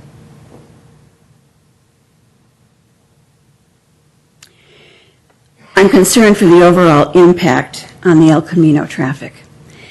The elimination of one of the northbound right turn lanes and one of the southbound left turn lanes is there's going to be adding traffic to the southbound traffic by those needing to make a U-turn to get into their new housing. And if we just look at what happens at Ralston Avenue with their one right-hand turn lane to head towards the freeway and their one left-hand southbound lane, it's murder. And we're asking that traffic to back up through San Carlos and all of the emissions and all of the other stuff that's adding to what we see. Have any of you ever been stopped on Old County Road when a train has been in that station and when the train takes off from that station and you see the emissions going into the air and you think about the children and you go, and we want more traffic backed up into our area to add that much more emission to it? It doesn't make sense. Mr. Grocott, when you said that this is huge, it is huge. Is it too huge for this particular spot? Ms. Seaver, could you wrap it up? I think it is. Okay, thank you. Thank you for your comments. The last card that I have is Ron Fusaro. But I have more cards. Mr. Fusaro, not here? I think I'm Rita Fusaro. I don't know. Oh, I apologize. That's okay. I'm sorry. I apologize. I Okay. didn't have it. Got it. Actually, I'm brand new to San Carlos. I closed on September 17th, and I moved into Holly Street. And I moved up here from Palo Alto, and I moved away from Palo Alto because of the congestion that was going on, and because, as Susie McKee mentioned, these monolithic things that have gone up that just are they don't fit in to the neighborhood, and they bring nothing to the neighborhood. They don't bring pride of ownership. They're all rentals. They're just brings an influx of people. I've seen my small little farmers market that was open daily as a market it has to close up. It can't even support the amount of people that are coming into it. I did move here because city of good living, quality of life. I looked at that little strip in front of the train station for many years, and when I moved here, I thought, that's where I'm going to run. I get emotional because I think, who thought this is a good idea to put this monstrosity in the middle of two neighborhoods? I mean, you're not putting it somewhere on the side, you are actually putting it in the middle of two neighborhoods. I moved on to Holly Street. That's a community there. There are people, I know 8 of my neighbors in less than a month. Okay, so I could go on and on. I'm sorry for being disruptive out here with applause and everything, but that wasn't rudeness, that was passion. And I think these people are passionate about their neighborhood as I was when I moved in there. This doesn't fit. The whole look of it, it's not like San Jose, next 11 exits. This is San Carlos, one exit. You got one exit, it's Holly Street. This is your entrance into your city. Is that what you want to see? I don't. Anyways, on the study of 3D, I also am a design engineer and I've worked a lot with 3D models and rendering, and I take things from concept all the way to production. And like Mr. Grocott said, what you start out in concept is never what it looks like at the end, never. And this is why you make pilot builds or prototypes, and then you go to pilot, and then you go to production.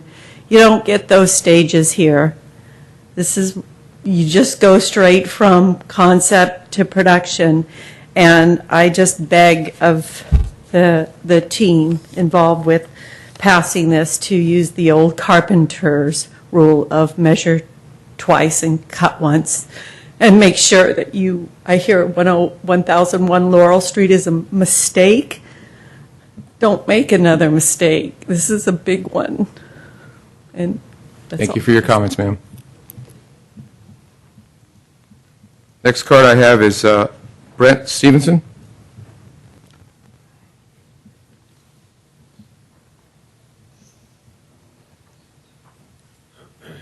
Good evening.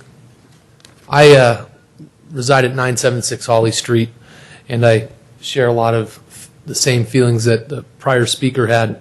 My wife and I grew up in San Mateo, and 9 years ago, this was the community that we wanted to raise our children in.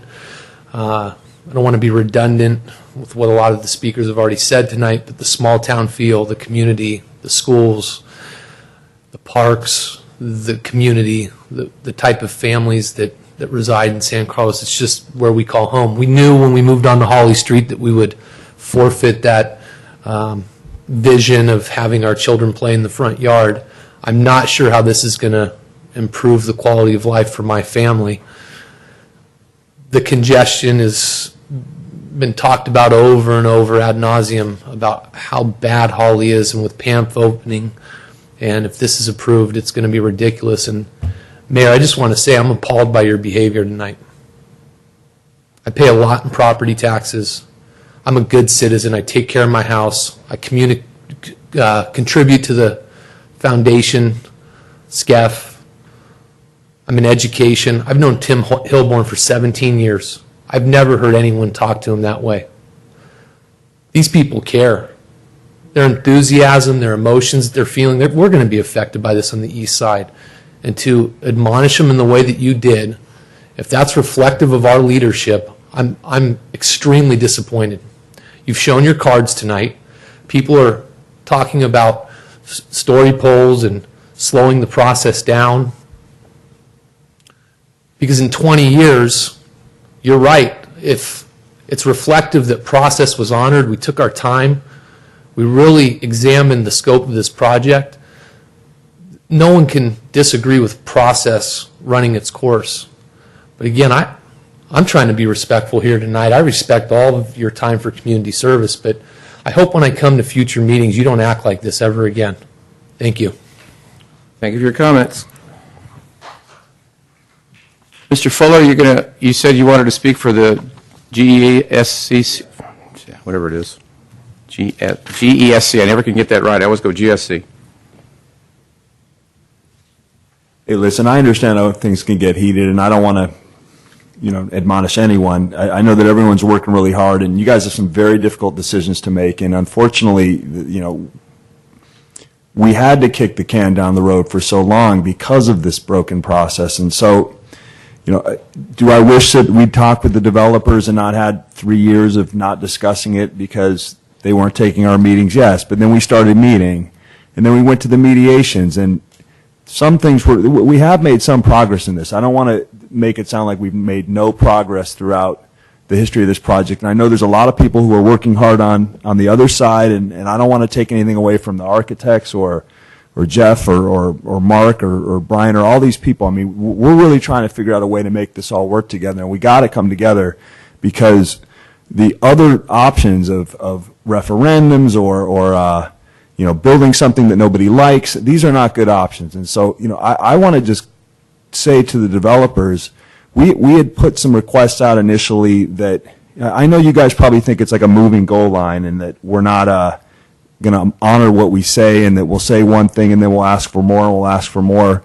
We don't want that either. We want to come to an agreement that's going to work for everyone. Unfortunately, now we're at this point where it's on Councilman Clapper, Olbert, Collins, Mayor Grisilli, and Grocott to make the decision, because we haven't been able to work it out. And I would just say to all the people on the team, city staff included, this isn't personal. This is about the future of our lives here in this neighborhood, and it's about maybe taking a little less money. If Councilman Olbert's economic analysis is correct, and there's a 7.69% return, and all you need is 6.5, and we can validate those numbers, go down to 6.5. This is going to be a great project that, if it's done right, that you can use for, as your pilot for many more of these projects where there isn't a neighborhood right across the street. Ultimately, that's our issue. We don't want to have 4 stories anywhere across from our homes, and we've been saying this for a long time. And maybe if we had just acknowledged that at the beginning, we wouldn't be here right now. But here we are, and so I don't want to put all the pressure on our city council. I'd love to reopen it up to the developers to come back and say, hey, we've thought about a few of these things. I've heard some really creative suggestions from all you guys tonight. I was very enthused to see some of the folks running and some of the folks not running, to put some ideas out there. And let's have some more meetings. Let's all calm down. I understand Mayor Grisilli's got to run his meeting, and so I don't want to take a lot of offense at that either. I want to back everyone up. Let's do this together. Let's not rush. Let's not lame duck it, because we got 2 meetings during the lame duck after the election. Let's do it like we said, like Brett Stevenson just said. So 20 years from now, we went through a process. We're getting there. We're making progress. Let's keep it going. Okay, thank you for your comments. Is there anyone else wishing to speak tonight on this? Okay, as I said before, we will be having more meetings, and there will be public comment at each meeting, and we will make sure that everyone's heard. That being said, is it the pleasure of the council to move on to other items, or do you still want to ask some more questions of staff? Mr. Mayor, I wouldn't mind moving on to other items, just because there are a couple of things that we need to do before 10:30. Okay. Is that the consensus? That's fine with me. I right. noted where I stopped in my questions, so I I can... want to make sure that Mr. Rubens is just going to tell me that we are going to then extend this, is that the word, or what's You're going to continue the public this, hearing. This public hearing at the next meeting, which will be November 12th. It's Tuesday, November 12th, not Monday, November 11th. That's a holiday. So we're going to be meeting at Tuesday, November 12th. Veterans Day is at 11. All right, we have, I guess the other item on our agenda then would be the 2 items that Mr. Grocott pulled, E and F, from the consent calendar. Find them.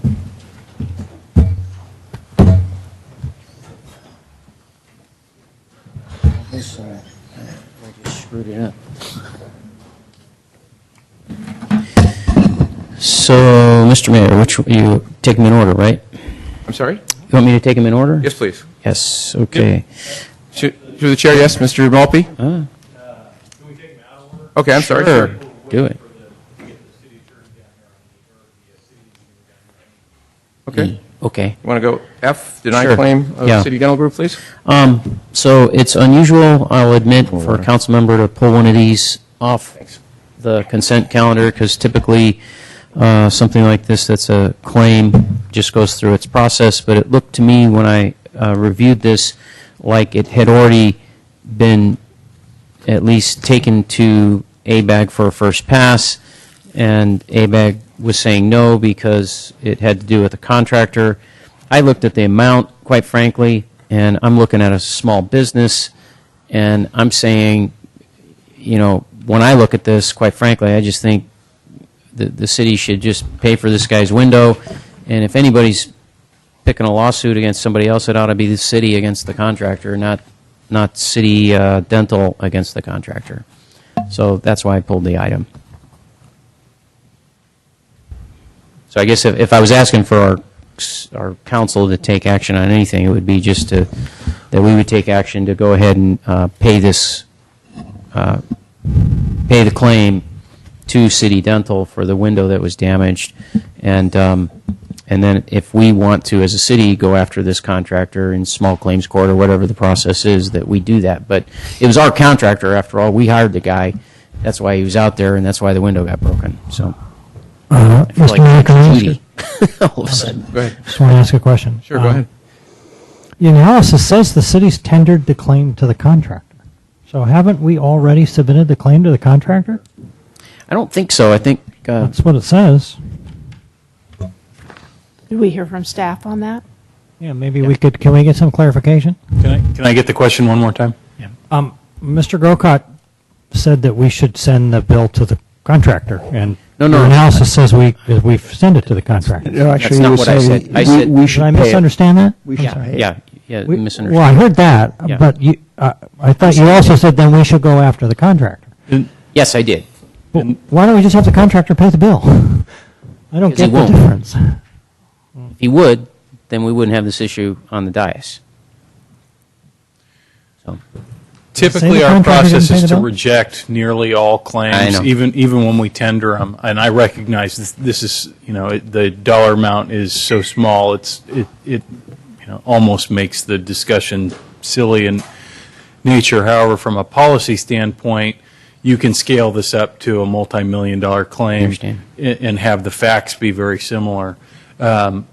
As always, denial of a claim does not stop us from discussing the claim with the claimant and trying to work it out. This situation is continuing to evolve. In fact, I had a conversation just earlier tonight while the meeting was going on with Rebecca Mendenhall, which provided some new information, which may result in us doing exactly what you described and just paying the claim, because there may be a more protracted process with the contractor. And again, given the dollar amounts, there's some unusual nature. However, this agenda item is only agended for denial, so we'd have to re-agendize it if the council wanted to accept it. We couldn't do that on the fly tonight. so would it hurt if we just postpone the item for a couple weeks and see how it resolves itself out, if it does at all? It wouldn't hurt to do that, really, for a couple of weeks. It also wouldn't hurt to reject it. It's not going to stop the process from being worked out and continuing to be worked on by staff. Right. So, All right. Just remember the main effect of rejecting the claim in this way, which is why we reject it, is it starts the clock for the claimant to file a lawsuit against the city. It's 6 months from the rejection of the claim.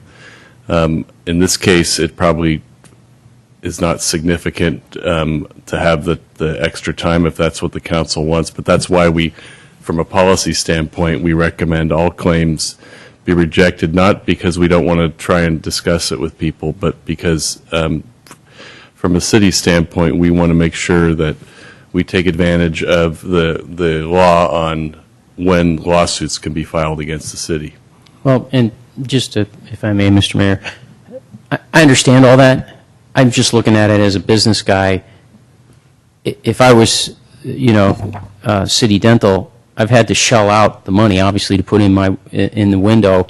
Meanwhile, the city's sitting good, the contractor's sitting good, and I'm being forced to chase after this money and go through this long, protracted process. And at some point, I'm just going to throw up my hands and say, forget it, I'm out $250 or whatever it was. And that, to me, just from a fairness standpoint, doesn't seem quite right. Mr. Mayor, if I may?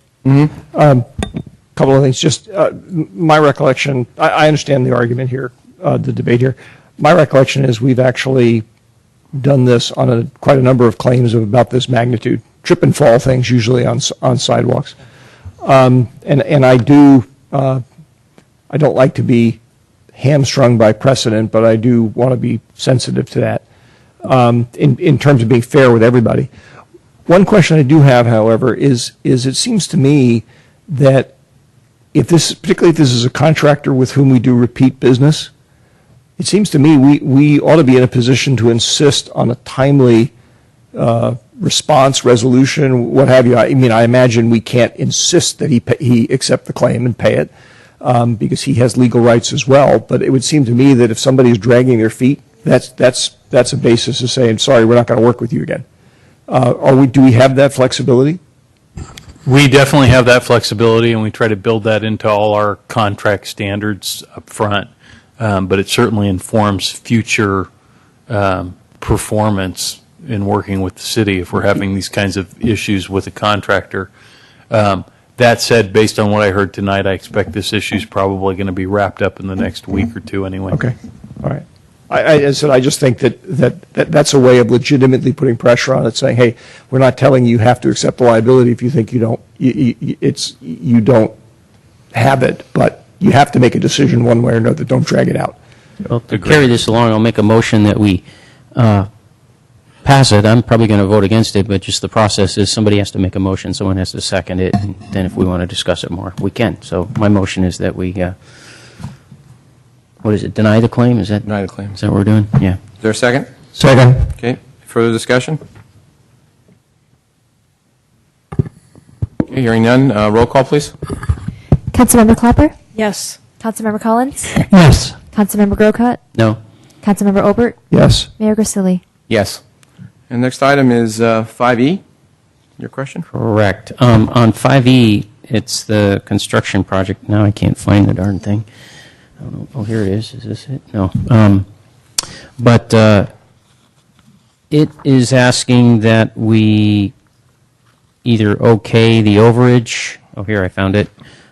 This thing looks like it could be over budget from what we budgeted before it even gets out the gate. And there was a recommendation here, a second staff recommendation alternative was to go ahead with the RFP, but before we actually move forward with the project, let's have a look at where the bids come in and see what we might want to do, either go forward fully or pare it back a little bit to get it back under within budget. And that's what I was hoping the council would go for, is the one where we have still a handle on the reins a little bit, if you will. Through the chair, I was actually going to ask to pull this item before Councilmember Grocott had asked to do so. I know that I saw in the staff report that staff had done apparently a fair amount of value engineering to get it down to being $334,000 over the budget. But that's still such a significant increase. I actually would like to sort of send it back to say, what does it look like if we actually target being on budget? What are we losing? What could you do to make it happen?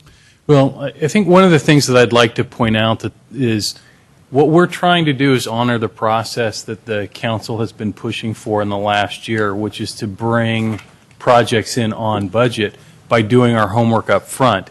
Mm-hmm. And that's really what's happening here as we're digging more and more into this project. It's going from just a conceptual number that's a few people in a room trying to just start with what we think it might cost, to working with industry professionals and digging into the exact details associated with the project before we ever go out to bid, so that we can actually bring a project in on budget. Now, we can certainly go back and try to look at the components again, but I can tell you we've already done that. And we've done it in anticipation of knowing that we'd have council members who weren't pleased in having this conversation tonight. But our feeling is that we do a better job honoring what it is the council's been asking us to do by having this conversation now than having the conversation after the contract's been awarded and we're in construction and we're coming back saying we don't have enough money. So we're giving you the opportunity to see our best guess before we even send this thing out the door. And again, we can go back and look at it, but we've done that, and I've pushed very hard as the city manager on this project, knowing full well that I'd have council members that weren't pleased in seeing this item and the dollar amounts associated with it. So I can tell you I wasn't pleased. And so the engineers associated with it have really tried to cut all the fat out of this thing. But as you know, when you've done remodel projects, there's just certain realities that we're looking at, moving costs of moving these people and all these kinds of things. It's not a particularly sexy project, this project, so it doesn't have a lot of fat to be trimmed. Mr. Maltby, let me give you another option here. So if we take Mr. Grocott wanted option number 2. Yeah. If we do number 2 and it comes back and the budget is or the bid is less, well then we're a little bit ahead. We may still be over, but there'll be a discussion, but maybe we'll go with it. If it's the same or more, would we then say, okay, we're not going to do this, this, and this, we're only going to do certain things, or is that going to be a problem? It's going to be a problem. It's going to be a problem for the project. And you may ultimately, if we were going to make changes to this project, they're going to start to be significant, like we're just going to do the ceiling work, the fire sprinklers and those kinds of things. But it's not going to resemble the project as it was envisioned. It's going to become a new project. And that could very well happen. And we're going to have to face the realities that we're pushing up against the limit of what is reasonable in terms of having anticipated spending on this project. But we'd rather bring this to your attention now while you still have the opportunity to say, no, we don't want to spend another $300,000 on this project, or say, go out to bid. We recognize, we won't be surprised if it comes back and it's much higher than we have budgeted. Go ahead, Ms. Grocott. Yeah, the reason I would like to do number 2 is, in some sense, to protect the staff so that we don't end up, no disrespect to the library project, but the library project got going and then they had to come back and say it's over budget and we need more money. And that's a little embarrassing for the staff. Whereas if we do this ahead of time, it still might be over budget, but we owned it. We looked at it, we took the look at the bids, we know we're over budget, we might not even take anything out of it, but now we own it because we made the decision, as opposed to we do number 1 and the thing goes way over and you end up in trouble. I just feel like we gain more ownership of it with number 2. Mr. Olbert? Yes, thank you. Mr. Maltby, just a couple of quick questions. Capital Projects Fund 0025, what is that? Fund Can we, 25. just for a second, Yeah, can we need a motion to extend the meeting past 10:30? I move we extend it to 10:35. Is there a second? Second. All those in favor say aye. Aye. Aye. Opposed? Thank you. Sorry, go ahead. Fund 25, I have to admit I'm not familiar with that one. I don't remember offhand. I missed the first part of your question because I was looking at the clock. Staff is proposing to take money out of that item. What does that do? What does that mean? Well, let's see. Is it some other project that's going to get cut? Is that a general fund of some kind? Fund 25 is, and there's no balance in here, at least as I can see. Fund 25 is the general fund capital budget fund for the city. So it's it looks out at this point, 5 to 10 years in terms of projects. So there typically could be some delay in projects. However, we know basically one of the sources of funding that we use for Fund 25 is surplus savings from one year to the next. We typically generate some savings in the budget, so the fund the revenue tends to grow in Fund 25 more than what the budget would anticipate for the next year, and helps pick up the cost of that. In addition, it's more typical that projects that are envisioned in years 2 or 3 may slip back to years 4 or 5 just based on the amount of lead time to do the preliminary engineering design work, that kind of thing. And that's usually the delta where this money's coming from for projects that are riper and moving forward. My last question is that the $1.2 million, again, is the $300 and some odd thousand over what was initially budgeted, but the $1.2 million is already the result of a whole bunch of value engineering work that was done. So I'm going to broadly speculate here, I didn't see the number here, that the original number when it first came in was probably close to almost double what the budget was. I may be wrong about that, I'm just extrapolating.